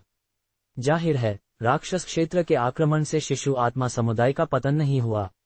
इसके विपरीत ये राक्षसों का आक्रमण था, जिसके कारण कई शिशु आत्मा समुदायों का विनाश हुआ। कोई आश्चर्य नहीं कि प्राचीन युग का साधना जगत राक्षसों के प्रति अधिक नाराजगी रखता है, जबकि राक्षस क्षेत्र के आक्रमण को सापेक्ष उदासीनता के साथ मिला था। आखिरकार, हालांकि राक्षसों के आक्रमण से युद्ध हुआ, इसने कुछ लाभ भी लाए। दोनों पक्ष एक दूसरे से लड़े, लगातार लेन देन में उन्होंने वास्तव में दो दुनियाओं के विकास को बढ़ावा दिया। इसके अलावा उच्च स्तरीय संस्कारी और उच्च स्तरीय राक्षस वास्तव में तर्कसंगत हैं और आपसी विनाश के लिए नहीं लड़ेंगे। जब लड़ाई एक निश्चित स्तर तक पहुंच जाती है तो वे रुक जाएंगे और सब कुछ दांव पर नहीं लगाएंगे। हालांकि राक्षस अलग हैं, वे समझौते के किसी भी संकेत के बिना मौत तक लड़ते हैं। शिशु आत्मा समुदाय कलाकृति शोधन समुदाय की साधना तकनीक वास्तव में अच्छी है। अगर अन्य संस्कारियों द्वारा प्राप्त किया जाता है तो ये कई मास्टर और भव्य कलाकृति शोधकों को जन्म दे सकता है। लेकिन मेरे लिए ये सिर्फ सोने पर सुहागा है। एक कठपुतली कितनी भी शक्तिशाली क्यों न हो, यह मेरे क्लोन से तुलना नहीं कर सकती है। ये सिर्फ अतिशयोक्ति है, लेकिन ये कलाकृति शोधन ज्ञान वास्तव में मेरे लिए बहुत मददगार है। कम से कम यह मुझे एरे प्लेट्स और झंडे को परिष्कृत करने में मदद कर सकता है, मेरी एरे गठन साधना के विकास को बढ़ावा दे सकता है। राघव कलाकृति शोधन ज्ञान में बहुत रुचि नहीं रखता है। आखिरकार उसकी अधिकांश ऊर्जा रसायन विद्या और एरे गठन पर खर्च होती है। जहां तक तावीज़ों और आध्यात्मिक खजानों की बात है, वे उसके लिए माध्यमिक हैं। बेशक ये कहना नहीं है कि कठपुतलियां बेकार हैं। अगर उनका उत्पादन किया जा सकता है तो वे शन्हुआंग समुदाय की नींव को भी बढ़ा सकते हैं। सबसे बुरी स्थिति में उन्हें अपनी दाववादी साथी को उनकी युद्ध शक्ति बढ़ाने के लिए दिया जा सकता है। अब जब मैं स्वर्ग और पृथ्वी आध्यात्मिक जड़ सदाबहार बेल वापस ले आया हूं, तो अब जया और अन्य लोगों के लिए हरे सम्राट के दीर्घायु कौशल की साधना करने का समय आ गया है, राघव ने सोचा। आखिरकार इस मामले में देरी नहीं होनी चाहिए। जितनी जल्दी वे इस विधि की साधना करेंगे, उन्हें उतना ही अधिक लाभ मिलेगा। एक और दिन बीत गया। राघव और श्वेता अमरधुंध शिखर पर लौट आए। जया, श्वेता और मुदिता अन्य साथी दाववादियों के साथ 9 सदाबहार बेल के बीज के बारे में सूचित किया जो उसने प्राप्त किए थे। उसने कुरोंग समुदाय के द्वीप से संबंधित मामले का भी उल्लेख किया। आखिरकार उसकी साधना शिशु आत्मा के मध्यम चरण तक उन्नत हो गई थी, जिससे उसकी ताकत में बहुत वृद्धि हुई थी। भले ही इस मामले का पर्दाफाश हो जाए, पूरे कंगलांग सागर क्षेत्र में कोई भी उसे परेशान नहीं कर सकता है, क्योंकि इस समुद्र क्षेत्र में कोई ईश्वर परिवर्तित सम्मानित व्यक्ति नहीं है। शिशु आत्मा के अंतिम चरण का एक संस्कारी सबसे मजबूत अस्तित्व है। पति, आपने कहा कि आपका क्लोन पूर्वी बंजर भूमि गया और स्वर्ग और पृथ्वी आध्यात्मिक जड़ सदाबहार बेल वापस लाया। जया थोड़ी हैरान थी। उसने कभी नहीं सोचा था कि उसका पति वास्तव में इतने दूर की जगह पर जाएगा। आखिरकार पूर्वी बंजर भूमि दंतकथाओं में एक पौराणिक साधना क्षेत्र है, जो केवल प्राचीन युग में कंगलांग सागर क्षेत्र से जुड़ा हुआ था। ये कहा जा सकता है कि लगभग हजारों साल बीत चुके हैं और दो प्रमुख साधना क्षेत्रों के संस्कारी एक दूसरे से नहीं मिले हैं। बेशक निजी तौर पर अभी भी संस्कारी हो सकते हैं जो विशाल क्षेत्रों को पार करने और इन दो प्रमुख क्षेत्रों तक पहुंचने में सक्षम हैं, लेकिन कुल मिलाकर कंगलांग सागर में संस्कारियों का बहुमत पूर्वी बंजर भूमि को दंतकथाओं की जगह मानेगा। तथ्य यह है कि उसका पति वास्तव में पूर्वी बंजर भूमि गया, बस अविश्वसनीय है। नहीं, मुख्य बात यह नहीं है, लेकिन ये कि मेरे पति को वास्तव में कुरोंग समुदाय का 5वें चरण का द्वीप मिला। रहस्यमय दाववादी जिसने पूरे कंगलांग सागर क्षेत्र और सभी शिशु आत्मा स्तर की शक्तियों को ब्लैकमेल किया, वह वास्तव में मेरे पति हैं। ये बहुत अतिशयोक्तिपूर्ण है। लिन्याजहू हैरान रह गई। जिस चीज की उसे सबसे ज्यादा परवाह थी, वह ये थी। इससे कोई फर्क नहीं पड़ता कि उसने अपने दिमाग को कितना मंथन किया, उसने कभी नहीं सोचा था कि उसका पति इतना बहादुर होगा। अन्य संस्कारी खजानों के लिए देवत्व परिवर्तन खंडहरों में अपनी जान जोखिम में डाल रहे थे, लेकिन उसके पति ने सीधे पूरे देवत्व परिवर्तन खंडहरों पर दावा कर दिया। अगर यह मामला फैल जाता है तो यह निश्चित रूप से कंगलांग सागर क्षेत्र को हिला देगा, एक बड़ी सदमे की लहर पैदा करेगा। ईमानदारी से, पहले वह अभी भी अनुमान लगा रही थी कि कुरोंग समुदाय के खंडहरों पर कब्जा करने वाला रहस्यमय संस्कारी कौन था। आखिरकार 3 स्टार द्वीप समूह कुरोंग समुदाय के बहुत करीब है। अगर वास्तव में कुछ हुआ तो शनहुआंग समुदाय को विरोध करना मुश्किल होगा, लेकिन अब उसे बिल्कुल भी चिंता करने की आवश्यकता नहीं है, क्योंकि कुरोंग समुदाय के खंडहरों पर कब्जा करने वाला संस्कारी उसका पति था। ये सुनकर चुदियाई और मास्टर पीच ब्लॉसम ने आश्चर्य से अपनी खूबसूरत आंखों को झपकाया। आखिरकार उनके गुरु और पिता दोनों को उनके पति द्वारा उनकी संपत्ति की एक बड़ी मात्रा ब्लैकमेल की गई थी। लगभग गुस्से से धुंधला, उन्होंने कभी नहीं सोचा था कि यह उनके पति कर रहे थे। बेशक उन्होंने खुशी और उत्साह भी महसूस किया। आखिरकार ये खजाने बाहरी लोगों के हाथों में पड़ने के बजाय उनके पति के हाथों में पड़ने चाहिए। ये बस बाएं हाथ से दाहिने हाथ में जा रहा है। लेकिन अगर उनके गुरु और पिता को इस बारे में पता चला तो वे शायद गुस्से से मर जाएंगे। बस इस स्थिति के बारे में सोचने से उन्होंने शरारती खुशी की भावना महसूस की। तो यही कारण है कि मेरे पति इतने सारे 1000 साल पुरानी आध्यात्मिक औषधियां प्राप्त करने में सक्षम थे। वे सभी कुरोंग समुदाय के द्वीप से आए थे। शेन बिकियन को अचानक एहसास हुआ। उसे याद आया कि कैसे राघव ने बड़ी संख्या में चौथे चरण की खजाना गोलियां परिष्कृत की थीं, जैसे कि 1000 साल पुरानी आध्यात्मिक औषधि मुफ्त हो। कोई अन्य चौथे चरण का गोली मास्टर उसके पति जितना अत्यधिक खर्च करने वाला नहीं है। ये सब कुरोंग समुदाय के दवा उद्यान को प्राप्त करने के कारण था। कोई आश्चर्य नहीं कि इतनी सारी 1000 साल पुरानी आध्यात्मिक औषधियां थीं। अब वह भी उत्साहित थी, क्योंकि इसका मतलब था कि वह इन 1000 साल पुरानी आध्यात्मिक औषधियों को अपनी रसायन विज्ञानी साधना को चौथे चरण तक बढ़ाने के लिए बर्बाद कर सकती थी। एक गोली मास्टर के लिए ये बस सबसे शानदार व्यवहार है। स्वर्ग और पृथ्वी आध्यात्मिक जड़ सदाबहार बेल खोजने जाना समझने योग्य है, लेकिन वह वास्तव में हहुआन समुदाय से एक राक्षसी को वापस लाया। लेंग युएक्सी ने दांत भींचकर राघव को घूरा। ये फूलों वाला मूली, भले ही वह घर पर रहा, वह इतनी सारी महिला संस्कारियों से मिल सकता था, और उसने अपने क्लोन के साथ अनगिनत महिला संस्कारियों के साथ इश्क किया होगा। इस क्षण महिलाओं ने समान रूप से अपना ध्यान श्वेता, हहुआन समुदाय की सबसे बड़ी बहन की ओर मोड़ दिया, और उन्होंने तुरंत एक चकाचौंध करने वाली संवेदना महसूस की। वह देवत्व परिवर्तन समुदाय की संतनी थी। वह पानी की बनी महिला जैसी थी। उसका व्यवहार असाधारण और परिष्कृत था। उसका रूप और आकृति दोनों चौंकाने वाले थे, किसी भी पुरुष को लार टपकाने के लिए पर्याप्त थे। कोई आश्चर्य नहीं कि उनके पति हहुआन समुदाय से ऐसी राक्षसी को वापस लाएंगे। माना जाता है कि ऐसी खूबसूरत महिला का सामना करने पर कोई भी पुरुष उदासीन नहीं होगा। श्वेता ने राघव के आसपास की पत्नियों और रखेलों का निरीक्षण किया, और उसने मन ही मन में आश्चर्य किया। ऐसा महसूस हुआ जैसे वह एक परिसभा में प्रवेश कर गई है। हर कोई अतुलनीय रूप से भव्य था। ईमानदारी से, ये महिला संस्कारी अगर पूर्वी बंजर भूमि में रखी जाती तो निश्चित रूप से समुदाय संतनी होती, जिस तरह की अनगिनत संस्कारी पीछा करते। यहाँ तक कि वह भी, जो खूबसूरत महिलाओं को देखने की आदी थी, हैरान थी। ये साबित करने के लिए पर्याप्त है कि ये महिला संस्कारी कितनी उत्कृष्ट हैं। मूल रूप से उसने सोचा था कि उसके रूप के साथ वह निश्चित रूप से भीड़ को पीछे छोड़ सकती है और यहाँ तक कि मुख्य पत्नी भी बन सकती है। लेकिन अब देखकर वह केवल इन महिलाओं के साथ रोशनी साझा करने में सक्षम लगती है, न तो श्रेष्ठ और न ही हीन। नमस्ते बहनों, श्वेता ने विनम्रता से अभिवादन किया। हहुआन समुदाय की सबसे बड़ी बहन के रूप में वह सांसारिक शिष्टाचार में निपुण थी। वह जानती थी कि कम कैसे रहना है और छोटा कैसे काम करना है। यहाँ नहीं होने के कारण उसे स्वाभाविक रूप से समूह में तेजी से घुलने मिलने के लिए प्यारा और चालाक काम करने की आवश्यकता थी, अन्यथा उसे बाकी सभी लोग बाहर कर देंगे। नमस्ते बहन श्वेता, हमारे शनहुआंग समुदाय में आपका स्वागत है। मास्टर पीच ब्लॉसम ने एक मीठी मुस्कान के साथ अभिवादन किया। ठीक है, यहाँ इतना औपचारिक क्यों होना? आज एक शानदार दिन है। मैंने अभी अभी शिशु आत्मा के मध्यम चरण तक उन्नति की है, जिससे मेरी साधना में बहुत वृद्धि हुई है। यह उत्सव का कारण है। राघव ने अपनी खूबसूरत पत्नियों को गले लगाते हुए साहस से घोषणा की। क्या इसी बिंदु पर महिलाओं को राघव के वर्तमान साधना चरण का एहसास हुआ? उन्हें पता चले बिना ही वह शिशु आत्मा के प्रारंभिक चरण से शिशु आत्मा के मध्यम चरण तक उन्नत हो गया था। उसकी ताकत पहले की तुलना में नाटकीय रूप से बेहतर हो गई थी। विशेष रूप से लिन याजहू, चुदियाई और मास्टर पीच ब्लॉसम, तीनों महिलाएं हैरान थीं। शिशु आत्मा संस्कारियों के रूप में वे अच्छी तरह से जानती थीं कि शिशु आत्मा क्षेत्र के भीतर साधना करना कितना मुश्किल था। शिशु आत्मा के प्रारंभिक चरण में कई 100 सालों तक फंसे रहना भी सामान्य माना जाता था। हालांकि अब केवल 3 या 4 दशकों के बाद उनके अपने पति ने पूरे रास्ते को तोड़ दिया था और शिशु आत्मा के मध्यम चरण तक उन्नत हो गए थे।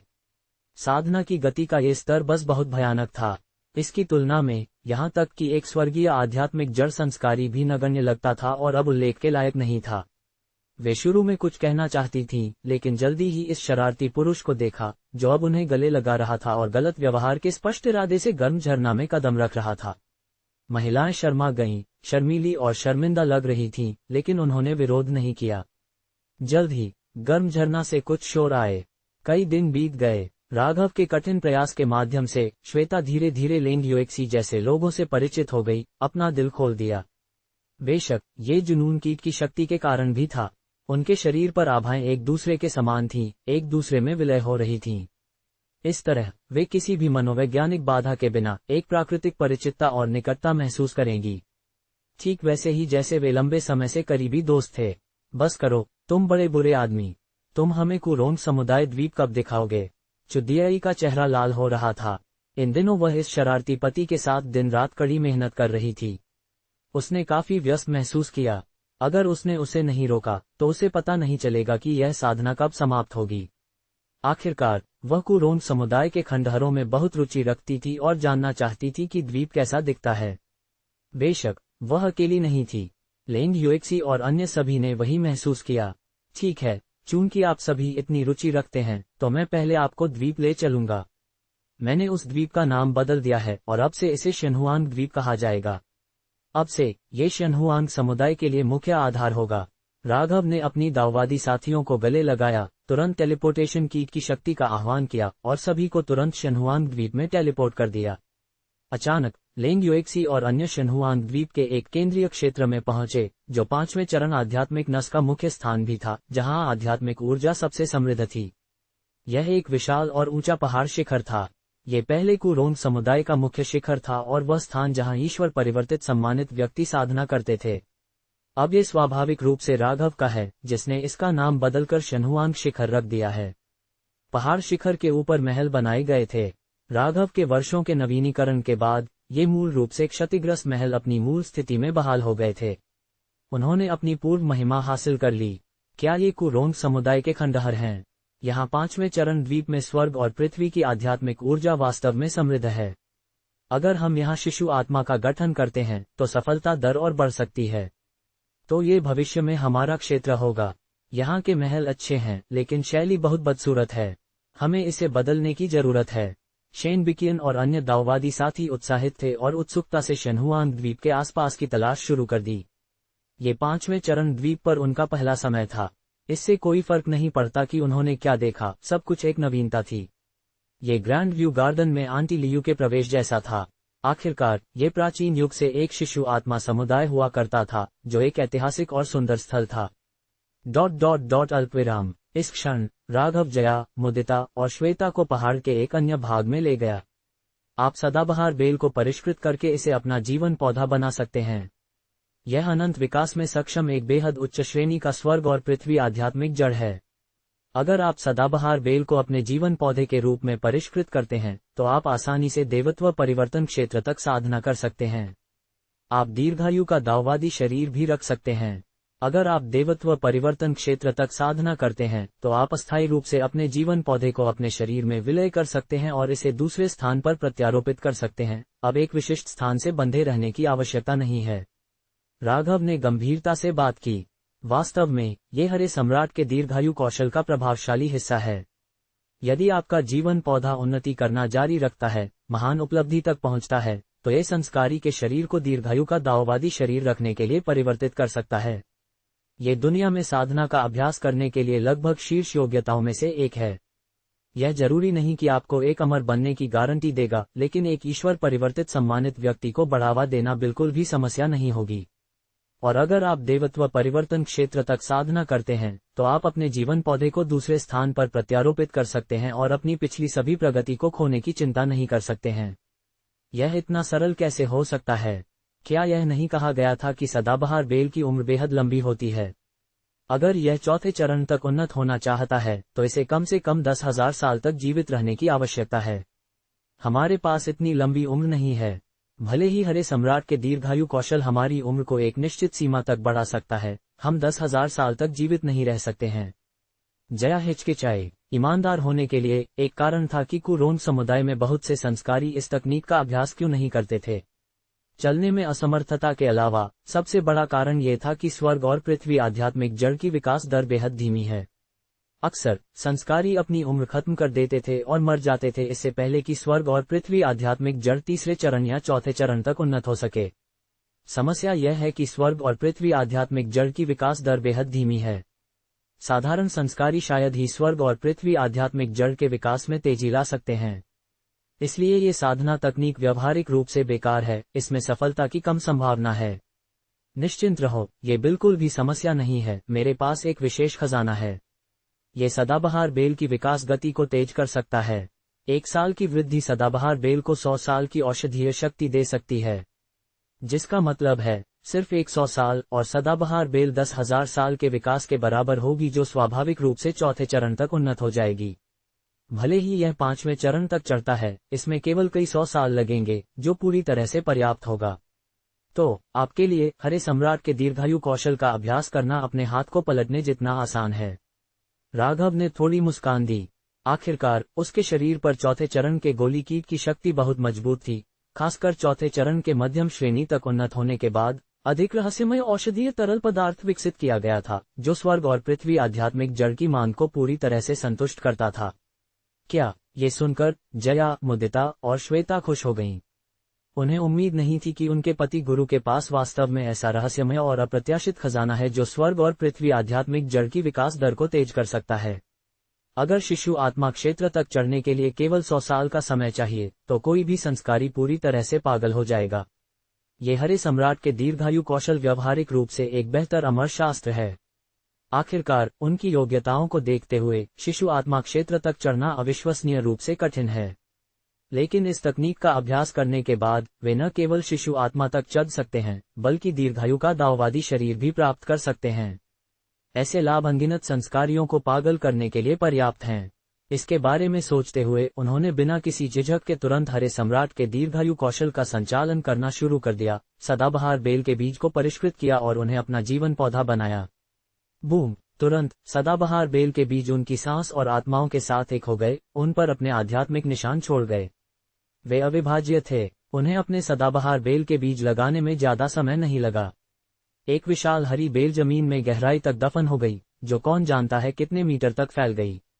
लगभग तुरंत 3 सदाबहार बेल ने आसानी से 1 मील का क्षेत्र कवर कर लिया।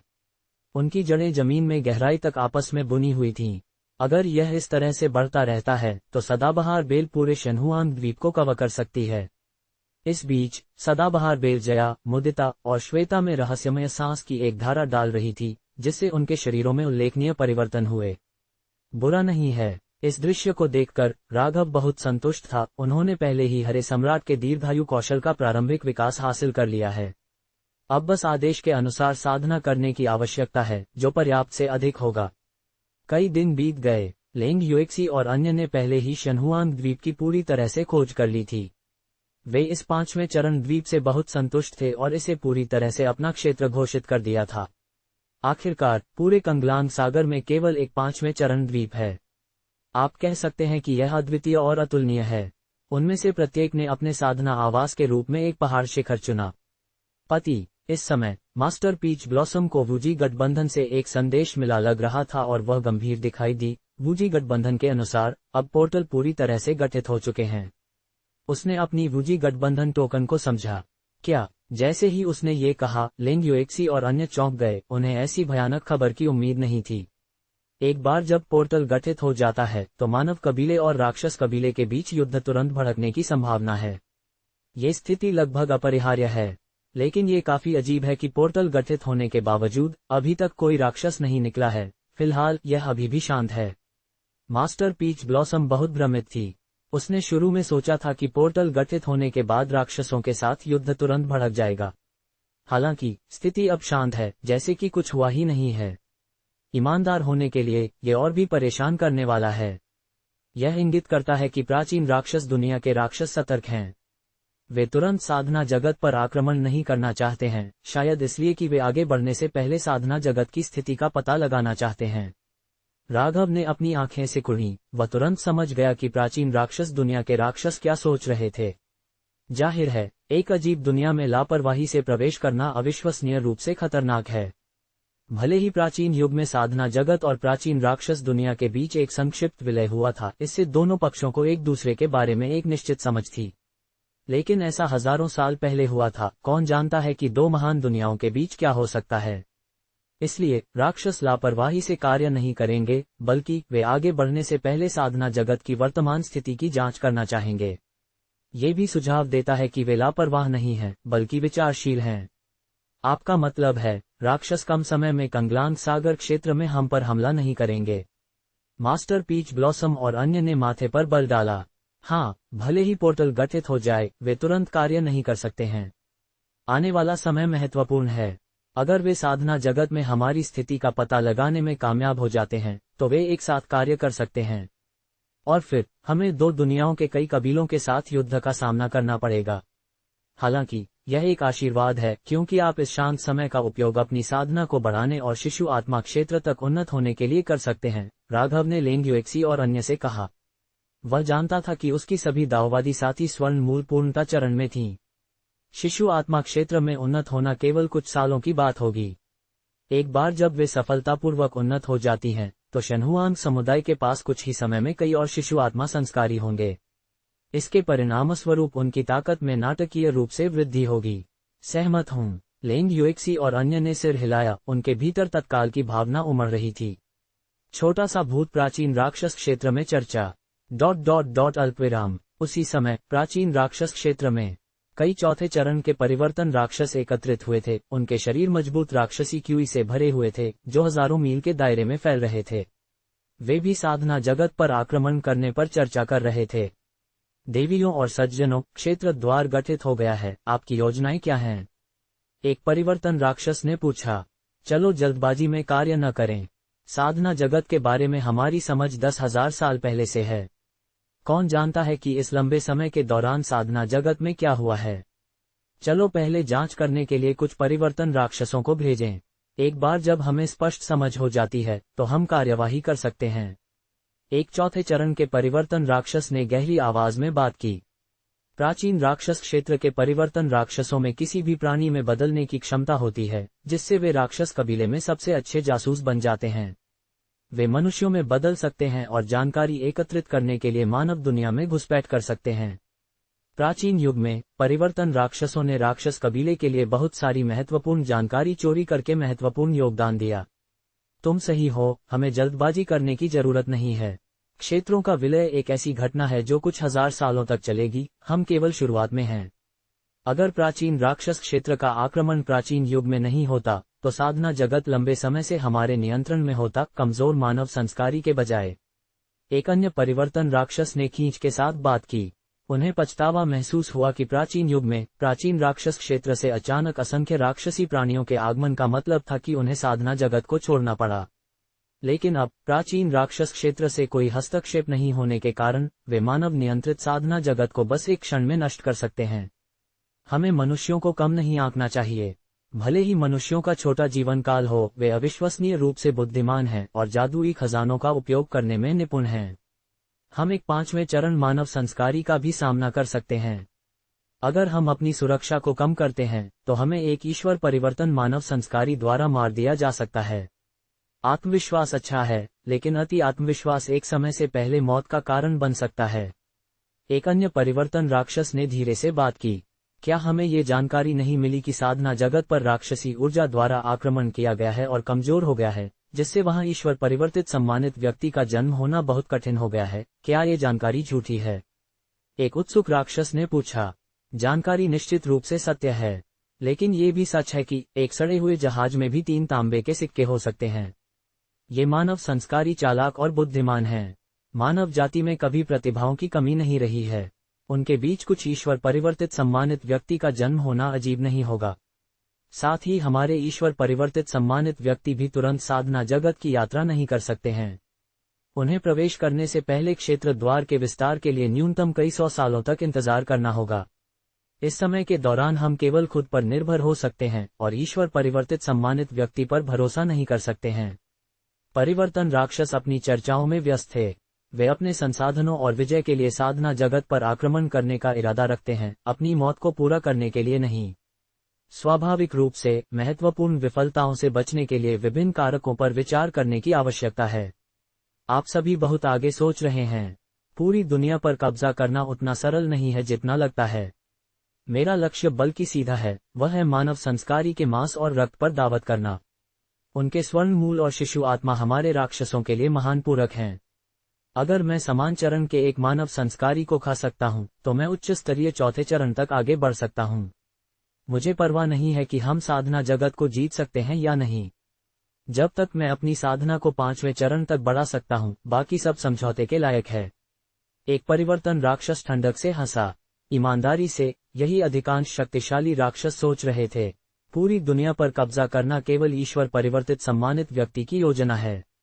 उनके लिए सबसे यथार्थवादी लक्ष्य अपने साधना स्तर को बढ़ाना है। और मनुष्य सबसे अच्छा पूरक हैं, ठीक 1000 साल पुरानी आध्यात्मिक औषधि की तरह। अपनी साधना की यात्रा में वे मानव संस्कारी का उपभोग करते हैं, ठीक वैसे ही जैसे मानव संस्कारी उनका उपभोग करते हैं। ये प्रकृति का नियम, योग्यतम का अस्तित्व से अधिक कुछ नहीं है। शन्हुआंग समुदाय का उदय अल्पविराम 20 साल बाद 3 स्टार द्वीप समूह में 20 साल के विकास के बाद यह महासागर क्षेत्र तेजी से समृद्ध हो गया था। न केवल जल सितारा द्वीप ने अमरधुंध नगर का निर्माण किया, बल्कि काष्ठ सितारा द्वीप और अग्नि सितारा द्वीप ने भी लाखों से अधिक आबादी वाले संस्कारियों के लिए शहरों का निर्माण किया। कई नश्वर वहां स्थानांतरित हुए, जिससे यह एक बेहद हलचल भरा समुद्री जिला बन गया। कभी कभी अन्य महासागर क्षेत्रों के संस्कारी भी यहां टेलीपोर्ट करेंगे। इस क्षेत्र की समृद्धि वुजी द्वीप के बाद दूसरे स्थान पर थी। इस समय एक बूढ़ा और एक जवान अमरधुंध नगर में दिखाई दिए। वे दाओवादी वुवेई और उनके शिष्य झाओ हुआनजेन थे, कुरोंग समुदाय की आखिरी वंशावली। कुछ दशकों के बाद झाओ हुआनजेन पहले ही एक साधना नौसिखिया होने से एक उन्नत आधार निर्माण चरण संस्कारी तक उन्नत हो गया था, जिससे उसकी ताकत पहले की तुलना में बहुत बढ़ गई थी। मुझे विश्वास नहीं हो रहा है कि केवल कुछ दशकों में 3 स्टार द्वीप समूह इतना समृद्ध हो गया है। झाओ हुआनजेन ने गहरी भावना के साथ टिप्पणी की। जब वह साधना चरण में था, तो वह एक बार अमरधुंध नगर गया था, जो तब काफी सुखद था। लेकिन यह अब जो है उसकी तुलना में कुछ भी नहीं है। अमरधुंध नगर में प्रवेश करने वाले संस्कारियों में आधार निर्माण चरण में सबसे आम हैं, और स्वर्ण मूल संस्कारी भी भरपूर हैं। कभी कभी आप शिशु आत्मा पूर्वजों को भी देख सकते हैं।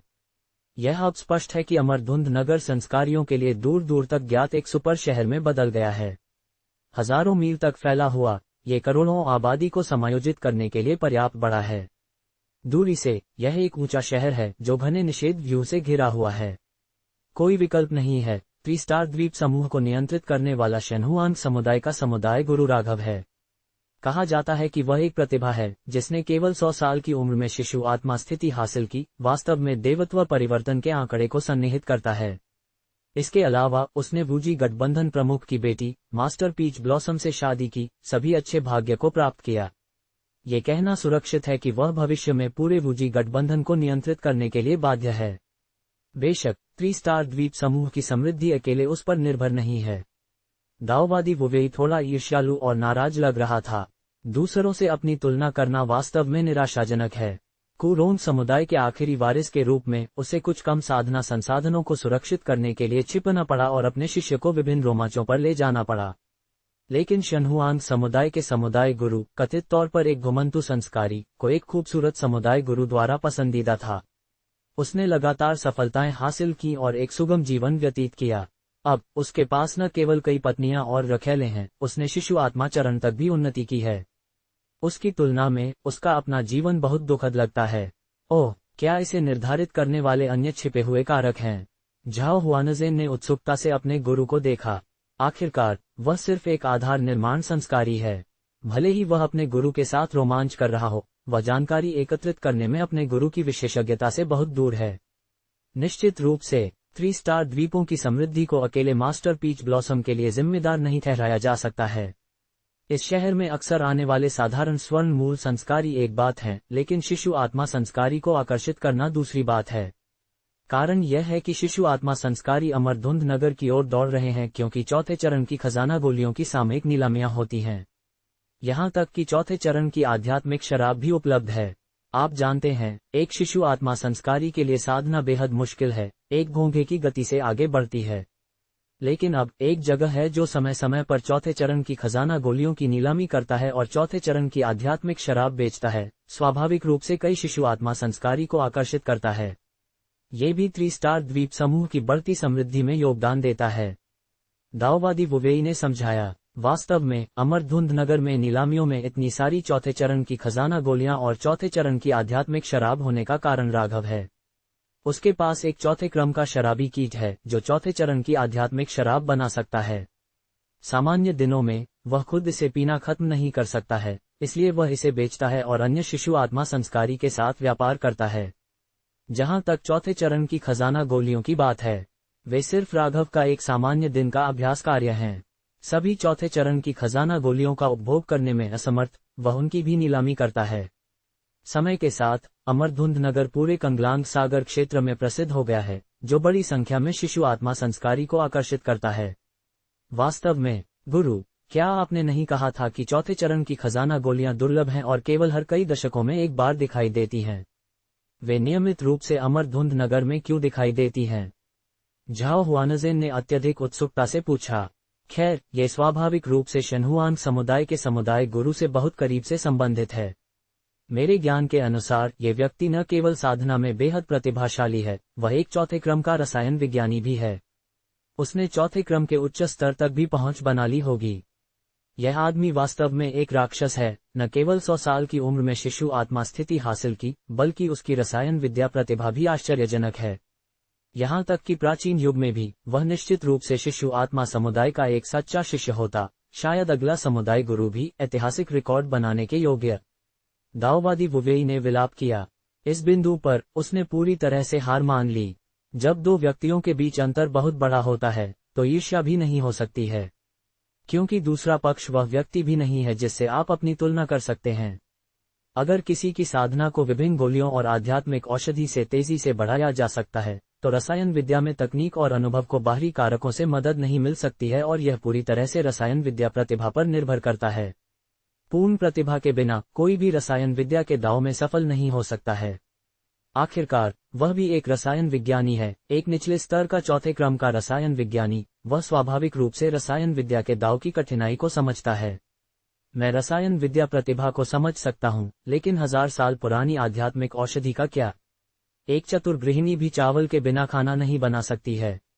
भले ही एक चौथे क्रम का रसायन विज्ञानी शक्तिशाली हो, चौथे चरण की खजाना गोलियों को परिष्कृत करने के लिए वह 1000 साल पुरानी आध्यात्मिक औषधि के बिना नहीं जा सकता है, सही?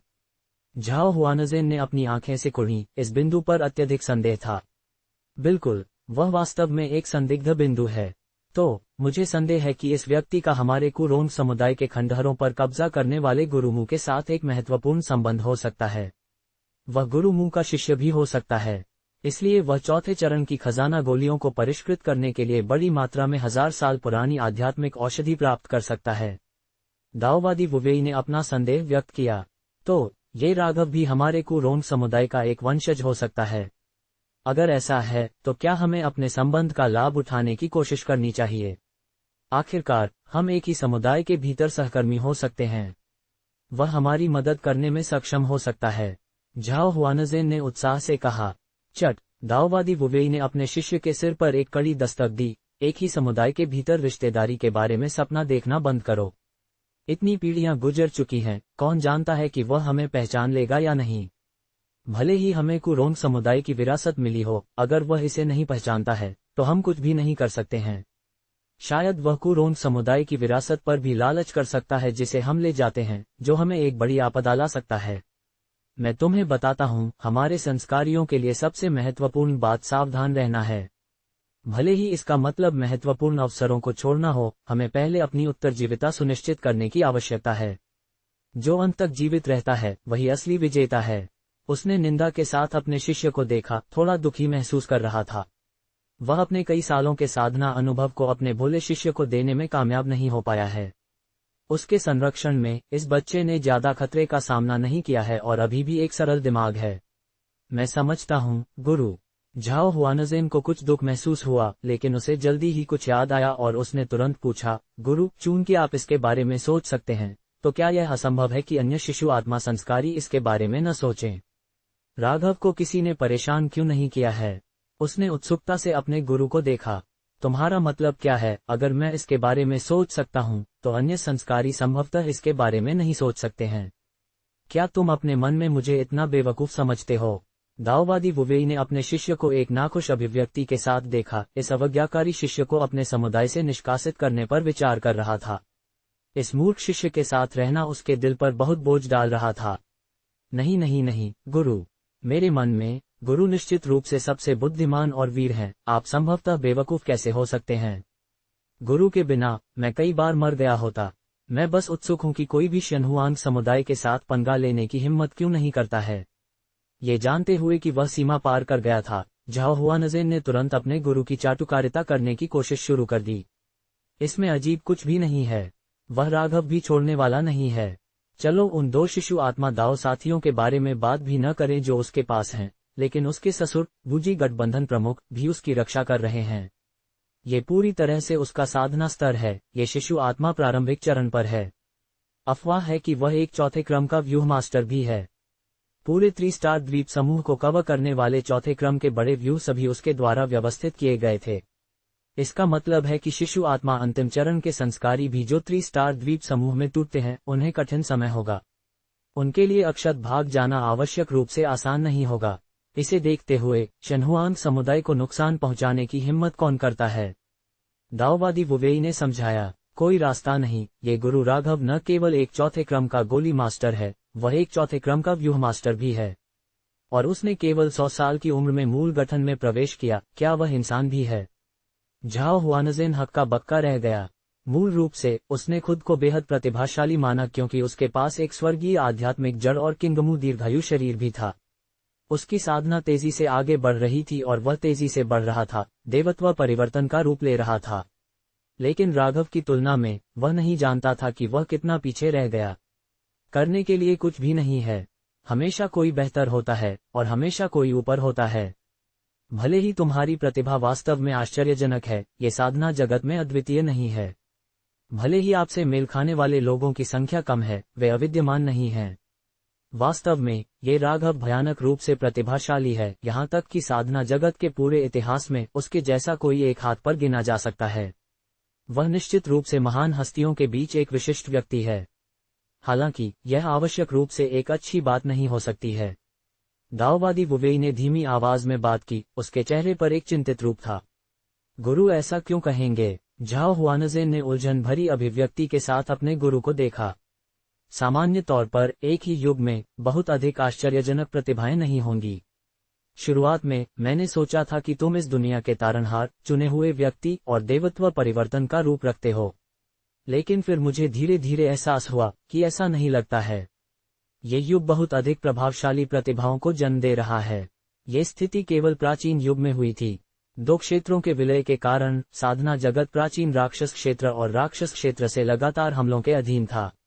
मानव कबीला विलुप्त होने के कगार पर था, लगभग पूर्ण विनाश की स्थिति में। लेकिन इस समय हमारे मानव कबीले ने क्रमिक रूप से एक के बाद एक असाधारण प्रतिभा को जन्म दिया। इन असाधारण प्रतिभाओं की शक्ति के साथ मानव कबीला ज्वार को मोड़ने, साधना जगत को बचाने और इस दुनिया से राक्षसों और राक्षस कबीले को बाहर निकालने में सक्षम था, जिससे हमारे मानव कबीले का 10,000 साल तक अस्तित्व सुनिश्चित हुआ। हालांकि वर्तमान युग प्राचीन युग की तुलना में गिरावट में है, कम से कम हम बच गए। लेकिन अब प्राचीन युग की स्थिति फिर से दिखाई दे रही है। असंख्य अभूतपूर्व प्रतिभाएं एक के बाद एक उभर रही हैं, भाग्य द्वारा चुने गए बच्चे एक के बाद एक दिखाई दे रहे हैं। ये स्थिति बहुत असामान्य है। दाओवादी वुवेई ने गंभीरता से बात की। वह भविष्यवाणी में निपुण था, भविष्य की गणना करने, अच्छे और बुरे भाग्य की भविष्यवाणी करने में सक्षम था। झाओ हुआनज़ेन, उसका शिष्य, उसकी भविष्यवाणी के माध्यम से पाया गया था। इसलिए वह भाग्य के तरीके और भविष्यवाणी के मार्ग में बहुत निपुण था। इस कारण से भले ही वह अक्सर कठिनाइयों का सामना करता था, वह हमेशा बुरे भाग्य को अच्छे में बदलने में सक्षम था। किसी को पता होना चाहिए कि उसके गुरु ने केवल उसे शिष्य के रूप में नहीं लिया। कुरोंग समुदाय की वंशावली सुनिश्चित करने के लिए उसने कई शिष्य लिए थे, लेकिन केवल वह, दाओवादी वुवेई, इस दिन तक जीवित रहा। एक शिशु आत्मा संस्कारी बन गया, कुरोंग समुदाय की निर्बाध वंशावली सुनिश्चित की। ये सब उसकी भविष्यवाणी की कला के सौजन्य से था। गुरु, तो आपका मतलब है कि भाग्य द्वारा मार्गदर्शित बच्चों, असाधारण प्रतिभाओं का बड़ी संख्या में उभरना, साधना जगत के इस युग के करीब आ रहे एक अभूतपूर्व संकट का प्रतिनिधित्व करता है। क्या प्राचीन युग जैसी स्थिति का अनुभव करना भी संभव है? झाओ हुआनज़ेन मूर्ख नहीं था, उसने तुरंत इस बिंदु को महसूस किया। मेरे साथ इतने लंबे समय तक रहने के बाद तुमने वास्तव में कुछ प्रगति की है, लेकिन मेरा अनुमान बिना कारण के नहीं है। सबसे पहले, प्राचीन राक्षस क्षेत्र और साधना जगत के विलय ने एक विशाल आपदा को ट्रिगर किया है। मानव कबीला राक्षस कबीले के खिलाफ युद्ध में आवश्यक रूप से जीवित नहीं रह सकता है। अगर इस समय राक्षस फिर से आक्रमण करते हैं तो साधना जगत इसे बर्दाश्त नहीं कर सकता है। तब तक ये निश्चित रूप से एक आपदा होगी, अनगिनत जीवन खो जाएंगे। दाओवादी वुवेई ने सिर हिलाया, अपने शिष्य को सराहनीय रूप से देखा। उसने अपनी चिंताओं को भी स्पष्ट रूप से व्यक्त किया। कोई रास्ता नहीं, गुरु, मुझे डराओ मत। मैंने मुश्किल से आधार निर्माण क्षेत्र तक साधना की है। मैंने शुरू में सोचा था कि मैं इससे कुछ लाभ उठा सकता हूँ। अब आप मुझे बता रहे हैं कि हमारा मानव कबीला विलुप्त होने के कगार पर है। क्या ये थोड़ा बहुत नहीं है? झाओ हुआनज़ेन हक्का बक्का रह गया। उसने अचेतन रूप से घूंट लिया, उसका दिमाग अभी भी चकरा रहा था। चुप रहो, मैं केवल अटकलें लगा रहा हूँ, यह आवश्यक रूप से सबसे बुरा संभावित परिणाम नहीं देगा। इसके अलावा मानव कबीला उतना कमजोर नहीं है जितना तुम कल्पना करते हो। कौन जानता है कि क्या मानव कबीला इस विनाशकारी ज्वार को मोड़ने में सक्षम नायकों को उत्पन्न करेगा। लेकिन ऐसे आंकड़े दिखाई देते हैं या नहीं, इससे कोई फर्क नहीं पड़ता। अगर तुम्हारी साधना अभी जैसी कमजोर रहती है तो तुम निश्चित रूप से आगामी आपदा में मर जाओगे, तुम्हारा अस्तित्व समाप्त हो जाएगा। दाओवादी वुवेई ने धमकी दी। गुरु, मैं गलत था, अब से मैं अपनी साधना में अधिक मेहनत करूंगा और फिर कभी आलसी नहीं होऊंगा। अगर मैं फिर से आलसी होता हूं तो मुझे बिजली से मारा जाए। झाओ हुआनज़ेन ने आकाश की कसम खाए। अच्छा, यह अच्छा है कि तुम सुधार के लिए प्रयास करना जानते हो। इस बार हम स्वर्ण तरल जैद वापसी गोली की नीलामी के लिए अमरधुंध नगर में हैं। तुम स्वर्ण मूल में उन्नति के लिए लगभग तैयार हो। भले ही तुम एक स्वर्गीय आध्यात्मिक जड़ के साथ एक संस्कारी हो, मूल गठन की गारंटी नहीं है। सफलतापूर्वक मूल बनाने के लिए तुम्हें एक समर्थक मूल गठन गोली की आवश्यकता होगी। जब तक तुम एक मूल गठन संस्कारी बन सकते हो, तुम्हारे पास अपने जीवन की रक्षा करने की एक निश्चित स्तर की क्षमता होगी। दाओवादी वुवेई संतुष्ट था। उसके शिष्य में अच्छी क्षमता थी, वह लेकिन आलसी था, हमेशा साधना को गंभीरता से नहीं लेता था। इस तरह के एक डर का काफी असर हुआ था। हाँ गुरु, ये सुनकर झाओ हुआनज़ेन ने तुरंत सिर हिलाया, तत्काल की भावना महसूस की। उसे लगा जैसे एक महान आपदा निकट है और वह अब आलसी नहीं रह सकता है। थोड़े ही समय बाद दोनों अमरधुंध नगर में प्रवेश कर गए। वन राघव की गुप्त साधना।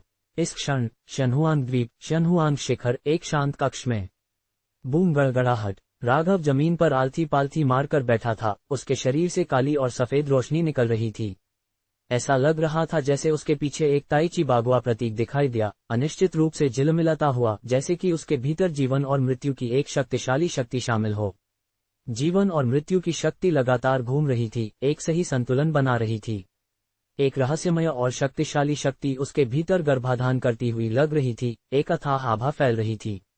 धड़ाम। अगले सेकंड राघव के शरीर से एक ग्रे रोशनी फूट पड़ी, दूरी की ओर गोली मार दी और दीवार से टकराए, लेकिन इसने कोई नुकसान नहीं पहुंचाया और एक पल में गायब हो गई। हालांकि उसकी आंखों ने उत्साह और संतुष्टि का एक रूप प्रकट किया। सफलता, मैंने आखिरकार कुरोंग रहस्यमय प्रकाश कौशल को महान उपलब्धि क्षेत्र तक साधना किया। राघव बहुत उत्साहित था। उसकी पुतलियों की गहराइयों में ऐसा लग रहा था जैसे जीवन और मृत्यु के प्रतीक उभर रहे हैं और एक दूसरे में विलय हो रहे हैं। दशकों की कड़ी साधना के बाद उसके शरीर पर कुरोंग रहस्यमय प्रकाश कौशल की शक्ति को भी एक महान बढ़ावा मिला। ये लघु उपलब्धि क्षेत्र से महान उपलब्धि क्षेत्र तक उन्नत हुआ। इस छोटी प्रगति को कभी कम मत आंकना। अतीत में पूरे कुरोंग समुदाय में बहुत से लोग नहीं थे जो इसे हासिल कर सकते थे। बहुत से लोग कुरोंग रहस्यमय प्रकाश कौशल को महान उपलब्धि क्षेत्र तक साधना नहीं कर सकते थे, वे बहुत कम थे। एक बार महान उपलब्धि क्षेत्र तक साधना करने के बाद कोई भी अपनी उम्र के 1 साल के बदले अपने दुश्मन की उम्र के 2 साल का विनिमय कर सकता था। आप कह सकते हैं, ये सुधार में एक क्वांटम छलांग है। भले ही इसने अभी भी दूसरों को नुकसान पहुंचाने के लिए खुद को चोट पहुंचाई, लेकिन भुगतान की गई लागत कम से कम पहले जितनी विशाल नहीं थी। अगर अभी भी लघु उपलब्धि क्षेत्र में होता तो कोई भी अपनी उम्र के 1 साल के बदले दुश्मन की उम्र के 1 साल का विनिमय कर सकता था। ये केवल एक समतुल्य विनिमय था। अच्छा, अगर मैं भव्य मास्टर क्षेत्र तक साधना कर सकता हूं, तो इस कौशल की शक्ति और भी भयानक होगी। मेरे अपने जीवनकाल के 1 साल के बदले दुश्मन के 10 साल के जीवनकाल का विनिमय करना। राघव की आंखों में चमक दिखाई दी। ईमानदारी से उसने महसूस किया कि केवल भव्य मास्टर क्षेत्र तक साधना करके कुरोंग रहस्यमय प्रकाश कौशल की सच्ची शक्ति पूरी तरह से प्रदर्शित होगी। अगर उसे एक अजेय दुश्मन का सामना करना पड़ा तो वह जीवन के बदले जीवन का विनिमय कर सकता था। 100 साल का जीवन काल खर्च करो और दुश्मन के 1000 साल का जीवन काल लो। अगर दुश्मन का लंबा जीवन काल नहीं है तो वे तुरंत मर सकते हैं, विरोध करने में असमर्थ। ये कहा जा सकता है कि अतीत में कुरोंग समुदाय ने इस दिव्य कला पर भरोसा किया था, ये बस अजेय था। किसी भी संस्कारी ने कुरोंग समुदाय के साथ मंत्रों पर प्रतिस्पर्धा करने की हिम्मत नहीं की जब तक कि वह मरना नहीं चाहता था। 20 साल की साधना, मेरी साधना प्रगति छोटी नहीं है। इस क्षण राघव का मन चला और उसने तुरंत अपना आभासी पैनल खोला। मेजबान राघव, साधना मध्यम चरण शिशु आत्मा प्रगति 20% जीवन काल 165 20,500 में से 1 वर्ष। योग्यता द्वितीय श्रेणी आध्यात्मिक जड़ 95%। तलवारबाजी चौथे चरण मध्यम ग्रेड 90%। रुने चौथे चरण मध्यम ग्रेड 25%। 7वें क्रम गठन 5वें चरण उच्च ग्रेड 99%। गोली मास्टर चौथे चरण उच्च ग्रेड 50%। कलाकृति शोधन चौथे चरण मध्यम ग्रेड 25%। मायावी परिवर्तन कौशल भव्य मास्टर 99%। 5 तत्व रसायन विद्या तकनीक भव्य मास्टर 99%। राक्षस मन मानचित्र का आह्वान राक्षस बीज राक्षस का आह्वान। 7 छिद्र आध्यात्मिक रहस्य हृदय आंख पहचान हृदय आंख अंतर्दृष्टि हृदय आंख भाषा विज्ञान। अमर तलवार कला का निर्णय पहला रूप अदृश्य तलवार प्रकाश। कुरोंग रहस्यमय प्रकाश कौशल महान उपलब्धि प्राचीन कछुआ कौशल। दूसरी परत आत्मा विसर्जन स्टिंगर महान उपलब्धि अग्निगोलक तकनीक भव्य मास्टर पवन ब्लेड कला। भव्य मास्टर स्वर्ण प्रकाश कौशल। भव्य मास्टर बर्फ पाला कौशल। भव्य मास्टर वसंत पवन वर्षा कौशल। भव्य मास्टर बिजली आह्वान कौशल। भव्य मास्टर जुनून कीट 5वें चरण मध्यम ग्रेड क्लोन कीट। चौथे चरण मध्यम ग्रेड शराब कीट। चौथे चरण मध्यम ग्रेड सोना खाने वाला कीट। चौथे चरण मध्यम ग्रेड किताब कीट। चौथे चरण मध्यम ग्रेड स्वप्न आत्मा कीट। चौथे चरण उच्च ग्रेड ड्रैगन हाथी कीट। चौथे चरण मध्यम ग्रेड स्वर्ण प्रकाश हजार विष कीट। चौथे चरण मध्यम ग्रेड टेलीपोर्टेशन कीट। चौथे चरण मध्यम ग्रेड व्यू हृदय कीट। 5वें चरण उच्च ग्रेड वस्तु खोज कीट। चौथे चरण मध्यम ग्रेड डकैती गड़गड़ाहट कीट। चौथे चरण उच्च ग्रेड औषधि कीट। चौथे चरण मध्यम ग्रेड। जाहिरा तौर पर राघव ने महारत हासिल की थी। ऐसी सभी प्रकार की साधना कौशल और कौशल को एक महान बढ़ावा मिला। भले ही कोई क्वांटम छलांग नहीं थी, फिर भी महत्वपूर्ण प्रगति थी। मुझे उम्मीद नहीं थी कि 20 साल की साधना के बाद मैंने केवल 20% की प्रगति की है। शिशु आत्मा क्षेत्र में साधना करना वास्तव में मुश्किल है। 20 साल सिर्फ पलक झपकना है। राघव ने अपनी आंखें सिकुड़ी। भले ही वह जानता था कि इन 20 सालों में उसकी साधना प्रगति बहुत महत्वपूर्ण नहीं थी, वह इसके लिए मानसिक रूप से तैयार था, लेकिन उसने कभी उम्मीद नहीं की थी कि यह केवल 20% प्रगति होगी। लेकिन वह इसके बारे में कुछ भी नहीं कर सकता था। बाद में साधना स्वाभाविक रूप से प्रगति धीमी हो जाती है। स्पष्ट रूप से कहें तो 20 साल में 20% की प्रगति पहले से ही अन्य शिशु आत्मा संस्कारी के बीच एक आश्चर्यजनक साधना गति थी। यह उस तरह का था जिससे कई शिशु आत्मा संस्कारी गहराई से ईर्ष्या करेंगे। क्योंकि भले ही वे 300 से 400 साल खर्च करते हैं, वे शिशु आत्मा क्षेत्र के सही मध्यम चरण तक साधना करने में सक्षम नहीं हो सकते हैं। लेकिन राघव की साधना प्रगति को देखते हुए वह 100 साल में शिशु आत्मा क्षेत्र के अंतिम चरण तक उन्नत होने का प्रयास करने में सक्षम हो सकता है। इस तरह की गति बस अकल्पनीय है। इस तरह की धीमी प्रगति का कारण आध्यात्मिक जड़ की योग्यता से भी संबंधित है। अभी मेरी आध्यात्मिक जड़ योग्यता सिर्फ द्वितीय श्रेणी क्षेत्र पर है। साधारण संस्कारी के लिए इसे स्वाभाविक रूप से अच्छा माना जाता है, लेकिन शिशु आत्मा संस्कारी के क्षेत्र में ये थोड़ा कमजोर, बहुत साधारण है। अगर मैं साधना प्रगति को तेज करना चाहता हूं, तो मुझे आध्यात्मिक जड़ योग्यता में सुधार करना होगा। सबसे अच्छा तरीका इसे प्रथम श्रेणी आध्यात्मिक जड़ तक सुधारना है। इस तरह दैनिक साधना की दक्षता को भी बहुत सुधारा जा सकता है। राघव विचारों में खो गया था। आखिरकार उसकी आध्यात्मिक जड़ योग्यता की प्रगति 95% तक पहुंच गई थी। उसने अनुमान लगाया कि प्रथम श्रेणी आध्यात्मिक जड़ के क्षेत्र तक उन्नत होने में उसे ज्यादा समय नहीं लगेगा। जब ऐसा होगा तो एक आश्चर्यजनक परिवर्तन होना निश्चित था। हालांकि वह अपनी आध्यात्मिक जड़ में जल्दी से एक कायापलट प्रेरित करना चाहता था, वह अधिक जल्दी कम गति कहावत को समझता था। कदम दर कदम साधना करना बेहतर था। जब तक वह 1000 साल पुरानी आध्यात्मिक औषधि प्राप्त नहीं कर लेता जो उसकी आध्यात्मिक जड़ में कायापलट प्रेरित कर सके, तब तक उसकी आध्यात्मिक जड़ में सुधार का कोई रास्ता नहीं था। हालांकि इस तरह की एक आध्यात्मिक औषधि को प्राप्त करना आसान नहीं था। यहाँ तक कि कुरोंग समुदाय के औषधि उद्यान में भी अब तक उसने केवल बुद्ध की ज्वाला जड़, एक आध्यात्मिक औषधि जो आध्यात्मिक जड़ में सुधार करती है, पाई थी। ये कल्पना की जा सकती है कि इस तरह की आध्यात्मिक औषधि जो आध्यात्मिक जड़ योग्यता को बढ़ाती है, कितनी दुर्लभ है। भले ही एक शिशु आत्मा समुदाय इसे प्राप्त करना चाहता हो, यह अभी भी एक अविश्वसनीय रूप से कठिन कार्य होगा। बुरा नहीं। रुने, गोली मास्टर होना, कलाकृति शोधन आदि जैसी तकनीकों में सुधार की गति काफी अच्छी है। बेशक सबसे शक्तिशाली गठन साधना स्तर है, जो पहले से ही 5वें चरण प्रीमियम है। यहाँ तक कि उस तरह का जो 5वें चरण में पूरी तरह से उन्नत है। मूल रूप से मैं मानव दुनिया में सभी 5वें चरण के गठन में महारत हासिल कर सकता हूँ और उन्हें अपने हाथ की हथेली की तरह जानता हूँ। अब भले ही मैं मानव क्षेत्र में सबसे मजबूत व्यूह मास्टर होने का दावा करता हूँ, अधिकांश लोग शायद मेरा विरोध करने की हिम्मत नहीं करेंगे। राघव बहुत उत्साहित था। वह जागरूक हो गया कि 5वें चरण के गठन के बारे में ज्ञान की एक घनी मात्रा उसकी चेतना के सागर की गहराइयों में उभर आई थी। ऐसा लगा जैसे इसने गठनों की एक किताब बना ली हो और उसके पास अपनी उंगलियों पर पूरे 5वें चरण के गठन थे। दाओ साथियों की उन्नति और शनहुआन की ताकत। अल्पविराम। 1 घंटे बाद राघव ने साधना के इस सत्र को समाप्त किया और शांत कमरे से बाहर निकला। उसने देखा कि उसके दाव साथी शनहुआन शिखर के महल में एकत्रित थे, उत्साह से बातचीत कर रहे थे। हर एक ने हल्के कपड़े पहने थे, गर्वित आकृतियों, गोरी त्वचा, लंबे पैर, ठीक वैसे ही जैसे स्वर्ग से उतरी स्वर्गीय अमर हों। अगर बाहरी लोग इसे देखते तो वे सोचते कि वे एक शाही महल के पिछवाड़े में आए हैं। हर जगह आश्चर्यजनक महिला संस्कारी थीं। साथ ही यह आंखों को भी भा रहा था। शिशु आत्मा में उन्नत होने पर कैसा महसूस होता है? राघव ने लेंग युएक्सी और अन्य को देखा और पूछा। वास्तव में पिछले 20 सालों में केवल उसकी साधना ही आगे नहीं बढ़ी थी। लेंग युएक्सी, शेन बिकिन और चुनटाओ की 4 बहनों ने भी सफलतापूर्वक अपने शिशु आत्मा का गठन किया था और स्वर्गीय विपत्ति को दूर किया था। डकैती गड़गड़ाहट कीट ने तुरंत बड़ी मात्रा में डकैती गड़गड़ाहट ऊर्जा को निगल लिया और अत्यधिक लाभ उठाया। ये कहा जा सकता है कि जी बिंग्यू, श्वेता और मुदिता को छोड़कर उसके सभी दाव साथियों ने अपने शिशु आत्मा का गठन किया था। बेशक बाहरी दुनिया को अभी तक इसके बारे में पता नहीं था। आखिरकार उन सभी ने शनहुआन द्वीप पर अपने शिशु आत्मा का गठन किया था। 5वें चरण के बड़े गठन द्वारा ढके हुए बाहरी लोगों को लेंग युएक्सी और अन्य के सफलतापूर्वक अपने शिशु आत्मा का गठन करने के बारे में कोई जानकारी नहीं थी। ये शनहुआन समुदाय के ट्रम्प कार्डों में से एक था। अनुभूति अविश्वसनीय रूप से अद्भुत है। केवल शिशु आत्मा क्षेत्र में होने से ही कोई वास्तव में इसकी शक्ति की सराहना कर सकता है, जो स्वर्ण मूल क्षेत्र से बहुत अधिक है। न केवल जीवन काल बढ़ा है, बल्कि लड़ाई की शक्ति भी कई गुना बढ़ गई है।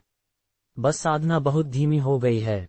सौभाग्य से मेरे प्रिय पति एक 4थे चरण के गोली मास्टर हैं, जो 4थे चरण की खजाना गोलियों को परिष्कृत करने में सक्षम हैं। अन्यथा हमारी साधना प्रगति एक घोंघे की तरह धीमी होगी। लेंग युएक्सी ने भावना के साथ कहा। प्रथम श्रेणी आध्यात्मिक जड़ वाली एक संस्कारी के रूप में, यहाँ तक कि स्वर्ण मूल क्षेत्र में उसकी साधना भी बेहद कुशल थी। लेकिन शिशु आत्मा में उन्नत होने के बाद उसने महसूस किया कि उसकी साधना प्रगति कितनी धीमी थी। ये वास्तव में एक घोंघे की गति से आगे बढ़ने जैसा था। कोई आश्चर्य नहीं कि इतने सारे शिशु आत्मा संस्कारी चौथे चरण की खजाना गोलियों के लिए बेताब हैं। ये गोलियां वास्तव में बहुत कीमती थीं। एक गोली कड़ी साधना के 1 दशक या अधिक को बचा सकती थी, जो अप्रत्यक्ष रूप से किसी की जान को बढ़ाने के बराबर था। बेशक, चूंकि उसके पति एक चौथे चरण के गोली मास्टर थे और उन्होंने बहुत सारी चौथे चरण की आध्यात्मिक औषधियां लगाई थीं, उसने वास्तव में उस तरह के कष्ट का अनुभव नहीं किया था जिससे अन्य शिशु आत्मा संस्कारी गुजरते हैं। हालांकि उसकी साधना दक्षता उसके पति जितनी अच्छी नहीं थी, वह अन्य शिशु आत्माओं की तुलना में कई गुना तेज थी। मैं वास्तव में अपनी बहनों से ईर्ष्या करती हूं कि वे शिशु आत्मा में उन्नत होने में सक्षम हैं। हमें नहीं पता कि हम कब उन्नत हो पाएंगे। मुदिता ने ईर्ष्या से कहा। चिंता मत करो, मेरे पति ने जो कहा उसके अनुसार तुम्हारी सदाबहार बेर जीवन आध्यात्मिक पौधा बहुत तेजी से बढ़ता है। अनुमान है कि कुछ दशकों में ये चौथे चरण तक उन्नत होने में सक्षम होगा। जब समय आएगा तो तुम स्वाभाविक रूप से शिशु आत्मा तक उन्नत होने में सक्षम होगी, और यहाँ तक कि हमसे अधिक सुगम संक्रमण हो सकता है। शेन बिकियन ने सांत्वना देते हुए कहा। लेकिन वास्तव में ऐसा ही मामला था। जी बिंगयू, मुदिता और श्वेता हरे सम्राट के दीर्घायु कौशल की सुचारू रूप से साधना कर रही हैं। उनकी सदाबहार बेल शनहुआंग शिखर के भीतर लगाई गई थी, और अब सदाबहार बेल जिस सीमा को कवर करती है वह 100 किलोमीटर से अधिक हो गई है। कहने का तात्पर्य है कि उनकी गतिविधि का क्षेत्र भी 100 किलोमीटर के भीतर विस्तारित हो गया है। हालांकि उनकी गतिविधि के क्षेत्र में प्रतिबंधित थे, इससे उन्हें परेशान नहीं किया गया क्योंकि उन्होंने राघव के उनके साथ रहने के 7 दिन और रात की साधना में भाग लिया। तो उन्होंने कुछ भी अजीब महसूस नहीं किया। वास्तव में उनका जीवन अब पहले से बहुत अलग नहीं था और उन्होंने और भी अधिक आरामदायक महसूस किया। कम से कम उन्हें अन्य मामलों के बारे में चिंता करने की आवश्यकता नहीं थी। जब तक उन्होंने योजना का पालन किया, वे स्वाभाविक रूप से अपने शिशु आत्मा का गठन करेंगे। मेरे प्रभु, क्या आप कंगलांग सागर की वर्तमान स्थिति जानते हैं? मैंने सुना है कि इन सालों में कंगलांग सागर में बड़ी संख्या में आयामी पोर्टल दिखाई दिए हैं। हर थोड़ी देर में एक जादुई जानवर कंगलांग सागर में फूट पड़ता है, जिससे काफी हलचल होती है। चुदियाई ने उत्सुकता से पूछा। चूंकि वह शनहुआन द्वीप पर लंबे समय से साधना कर रही थी, बाहरी दुनिया से लगभग अलग थलग थी, उसकी जानकारी स्वाभाविक रूप से राघव जितनी सटीक नहीं हो सकती थी। आखिरकार उसके प्रभु के कई क्लोन कंगलांग सागर के चारों ओर फैले हुए थे, बहुत सारे गोपनीय समाचार प्राप्त कर रहे थे। खैर, जब से आयामी पोर्टल पूरी तरह से गठित हुए हैं, जादुई जानवर कभी कभी उनसे बाहर निकल आते हैं। लेकिन कुल मिलाकर स्थिति अपेक्षाकृत स्थिर है। ऐसा लगता है कि प्राचीन राक्षस क्षेत्र साधना जगत से कुछ भयभीत है और हमला करने के लिए जल्दबाजी में बड़ी संख्या में जादुई जानवर भेजने की हिम्मत नहीं करता है। कम समय में कंगलांग सागर शांत रहता है और आगामी युद्ध के कोई संकेत नहीं दिखाता है। राघव ने ध्यान से सोचा और उसे पता चली खुफिया जानकारी दी। जब से आयामी पोर्टल पूरी तरह से गठित हुए थे, कंगलांग सागर में कई शिशु आत्मा समुदाय काफी तनावग्रस्त रहे हैं। इन पोर्टलों की लगातार निगरानी कर रहे हैं, इस डर से कि जादुई जानवरों का एक गिरोह बाहर निकल जाएगा और एक जानवर लहर को ट्रिगर करेगा। हालांकि प्राचीन राक्षस क्षेत्र साधना जगत में अनापेक्षित लग रहा था। अब तक केवल मुट्ठी भर जादुई जानवर पोर्टलों से बाहर निकले हैं। हालांकि इन घटनाओं ने कुछ हलचल पैदा की, वे युद्ध को ट्रिगर करने के बिंदु तक नहीं बढ़े। ऐसा क्यों होगा? क्या ऐसा हो सकता है कि प्राचीन राक्षस क्षेत्र वास्तव में हमारे साधना जगत से भयभीत है, इसलिए वे आक्रमण करने के लिए जादुई जानवर भेजने की हिम्मत नहीं करते हैं? चुदियाई ने अपनी आंखें सिकुड़ी। ईमानदारी से, ये स्थिति वास्तव में कई संस्कारी के लिए अप्रत्याशित थी। उन्होंने मूल रूप से सोचा था कि पोर्टलों की उपस्थिति तुरंत मनुष्यों और राक्षस कबीले के बीच एक युद्ध को ट्रिगर करेगी। लेकिन कौन उम्मीद कर सकता था कि वे निष्क्रिय रूप से खड़े रहेंगे, साधना जगत पर आक्रमण करने का कोई इरादा नहीं दिखाएंगे? नहीं, ऐसा असंभव है। वे हमारे साधना जगत से डरे हुए नहीं हैं, बल्कि हम पर खुफिया जानकारी एकत्रित कर रहे हैं। मैंने पहले प्राचीन राक्षस क्षेत्र से कुछ राक्षसी संस्कारी को पकड़ा है, जिन्हें रूप बदलने वाले राक्षस कहा जाता है। ये राक्षसी संस्कारी मानव संस्कारी के रूप में बदल जाते हैं और हर जगह जानकारी एकत्रित करते हैं। एक बार जब वे पर्याप्त खुफिया जानकारी एकत्रित कर लेते हैं और हमारे कंगलांग सागर को कमजोर पाते हैं, तो वे शायद कार्यवाही करने और युद्ध भड़काने में संकोच नहीं करेंगे। राघव की अभिव्यक्ति बहुत गंभीर थी। उसके क्लोनों ने वास्तव में कुछ रूप बदलने वाले राक्षस को पकड़ा है, लेकिन समस्या ये थी कि वे बस बहुत अधिक थे। उन्होंने दुनिया भर में बिखरने के लिए पोर्टलों की शक्ति का उपयोग किया। भले ही कुछ को पकड़ा गया, ये चीजों की भव्य योजना में एक महत्वपूर्ण अंतर नहीं लाएगा। इसलिए उसे इतनी जल्दबाजी की भावना महसूस हुई।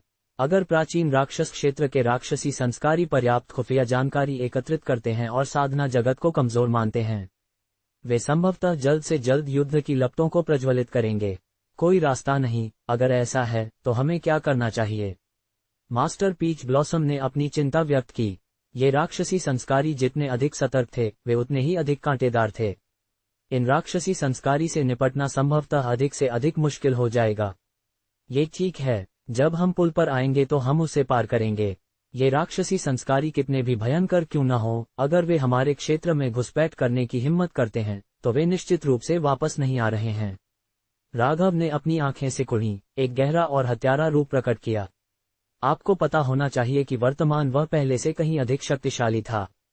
जब तक एक ईश्वर परिवर्तित सम्मानित व्यक्ति कार्यवाही नहीं करता, भले ही वह अनगिनत चौथे चरण के जादुई जानवर का सामना करता, वे उसके विरोधी नहीं हो पाएंगे। कितने भी आए, उतने ही मरेंगे। यह मृत्यु को कोर्ट करने से अलग नहीं था। ये राक्षस कबीले को भयभीत करने का एक अवसर भी प्रदान कर सकता था। मेरे प्रभु, क्या मुझे हेहुआन समुदाय में वापस जाना चाहिए? आप जानते हैं, मेरे समुदाय में अभी भी कई प्यारी महिलाएं हैं। उनके साधना स्तर बुरे नहीं हैं, कम से कम वे सभी स्वर्ण मूल चरण पर हैं, और शिशु आत्माओं वाली कुछ महिलाएं भी हैं। अगर वे हमसे जुड़ जाती हैं, तो यह न केवल शनहुआंग समुदाय को मजबूत करेगा, बल्कि यह आपके साधना स्तर को भी बढ़ा सकता है। इस क्षण श्वेता राघव के पास पहुंची। उसकी आंखें लुभावनी थी, उसकी सांस मीठी थी, और उसने एक आकर्षक मुस्कान के साथ राघव को देखा। कई सालों तक साथ रहने के बाद वह एक युवा लड़की से एक मनमोहक महिला बन गई थी। इसके अलावा उसने जल आत्मा शरीर विकसित किया था। अब उसके द्वारा किया गया हर एक हाव भाव अंतहीन आकर्षण से भरा हुआ है, जो बिल्कुल मंत्रमुग्ध करने वाला है। जाहिरा तौर पर जड़ी बूटी की हृदय सूत्र की उसकी साधना में और सुधार हुआ था। वह पहली नजर में एक मासूम लड़की दिखाई देती थी, लेकिन नीचे वह अविश्वसनीय रूप से लुभावनी थी। अगर राघव के पास अजगर हाथी के समान जोरदार जीवन शक्ति नहीं होती, वह शायद उसकी अंतहीन मांगों का सामना करने में सक्षम नहीं होता। कोई जरूरत नहीं, बिल्कुल कोई जरूरत नहीं। आपके अकेले होने से कहीं अधिक है। राघव को तुरंत हैरानी हुई। अगर उसने वास्तव में हेहुआन समुदाय से उन मनमोहक महिलाओं को वापस लाया, तो उसके घर में कभी शांति नहीं होगी। जब से श्वेता शनहुआंग द्वीप पर पहुंची थी, उसकी उपस्थिति का उसकी पत्नियों और रखेलों पर एक नकारात्मक प्रभाव पड़ा था।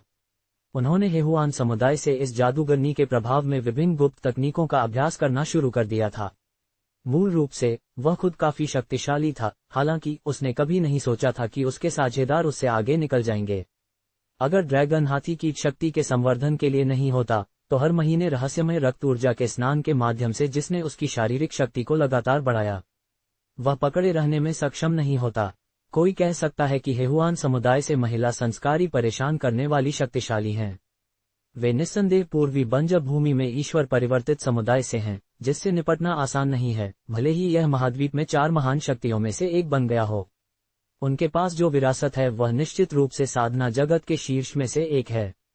इस प्रकार अगर वह हेहुआन समुदाय से अधिक महिलाएं लाता, तो उसे डर था कि उसके पास कुछ और करने का समय नहीं होगा। हे, ऐसा लगता है कि मेरे प्रभु में वास्तव में अच्छा स्वाद है। आप मेरी उन बहनों को पसंद नहीं करते हैं जो अब अपने चरम पर नहीं हैं। लेकिन ये ठीक है, हेहुआन समुदाय में कई महिलाएं हैं जो शुक्र ग्रह के चरण तक पहुंच गई हैं। वे आपके लिए बच्चे पैदा कर सकती हैं। श्वेता हंस पड़ी क्योंकि उसने राघव को चिढ़ाया। तुम अपने पति को चिढ़ाने की हिम्मत करती हो? क्या तुम्हें इन कुछ दिनों से पर्याप्त प्यार नहीं मिला है? ये समय है कि तुम समझो कि एक शिशु आत्मा शरीर संस्कारी क्या करने में सक्षम है। राघव ने अपने दांत पीसे। उसे अपने वर्चस्व को बहाल करने की आवश्यकता थी, अन्यथा ये महिलाएं पूरी तरह से अनियंत्रित हो जाएंगी।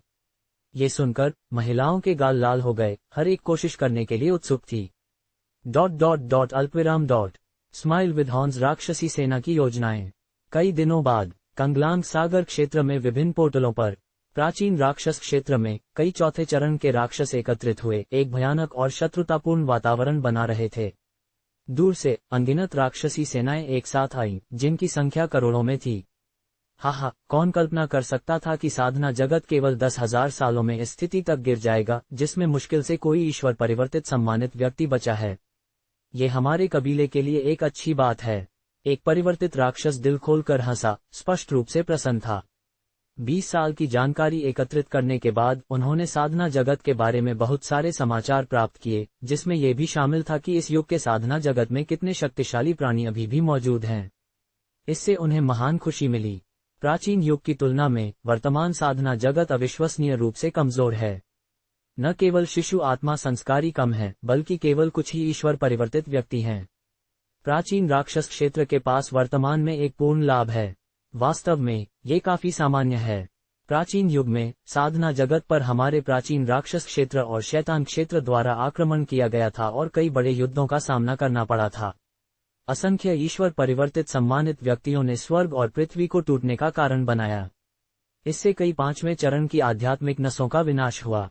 कम 5वें चरण की आध्यात्मिक नसों के साथ ईश्वर परिवर्तित सम्मानित व्यक्तियों की संख्या में काफी कमी आना कोई आश्चर्य की बात नहीं है। हमारे प्राचीन राक्षस क्षेत्र की तुलना में साधना जगत अब डरने लायक कुछ भी नहीं है। परिवर्तित राक्षस अत्यधिक प्रसन्न थे। वे साधना जगत पर आक्रमण करने के लिए तैयार थे, और अब जब उन्हें पता चला कि साधना जगत इतना कमजोर है, तो वे स्वाभाविक रूप से और भी अधिक प्रसन्न थे। इसका मतलब था कि उनकी योजनाएं हासिल करना बहुत आसान होगा। वे पूरे साधना जगत पर भी हावी हो सकते थे। आखिरकार चौथे चरण के राक्षस संस्कारी की संख्या और ताकत की तुलना करते समय राक्षस कबीले ने निस्संदेह ऊपरी हाथ रखा। उनके पास दीर्घायु है। भले ही वे धीरे धीरे उन्नत होते हैं, अनगिनत सालों ने अभी भी उन्हें बड़ी संख्या में चौथे चरण के राक्षस संस्कारी जमा करने की अनुमति दी है। राक्षस कबीले की गहराई मानव कबीले की तुलना में कहीं अधिक है। लेकिन भले ही ऐसा है, पोर्टल अभी तक उस आकार तक नहीं बढ़े हैं जो ईश्वर परिवर्तित सम्मानित व्यक्तियों को समायोजित कर सके। ये केवल हमें चौथे चरण के राक्षस को समायोजित कर सकता है। अगर हम उन मानव समुदायों के क्षेत्रों के पास लापरवाही से पहुंचते हैं जिनके पास ईश्वर परिवर्तित सम्मानित व्यक्ति हैं, तो हम आपदा की ओर बढ़ रहे होंगे। सही, वे मानव संस्कारी सभी भयानक रूप से अविचारी हैं, कमजोर को धमकाना पसंद करते हैं। अगर मौका मिला तो वे शायद हमें राक्षसों को मारने और हमें जिंदा छीलने में संकोच नहीं करेंगे। इस संबंध में हमने पहले ही विचार कर लिया है। साधना जगत में एक जगह है जिसे कंगलांग सागर क्षेत्र के रूप में जाना जाता है। ये समुद्री क्षेत्र बेहद विशाल है और वहां कोई मानव ईश्वर परिवर्तित सम्मानित व्यक्ति नहीं है। अधिकतम शिशु आत्मा संस्कारी हैं। अगर हम कंगलांग सागर क्षेत्र पर हमला करते हैं तो तुच्छ मानव कबीला निश्चित रूप से हमारा विरोध करने में सक्षम नहीं होगा। वहां कोई ईश्वर परिवर्तित सम्मानित व्यक्ति नहीं है। अगर ऐसा है तो ये जगह वास्तव में हमारा प्राथमिक लक्ष्य है। सबसे पहले हम कंगलांग सागर क्षेत्र पर कब्जा करेंगे, फिर साधना जगत के अन्य क्षेत्रों पर आक्रमण करेंगे।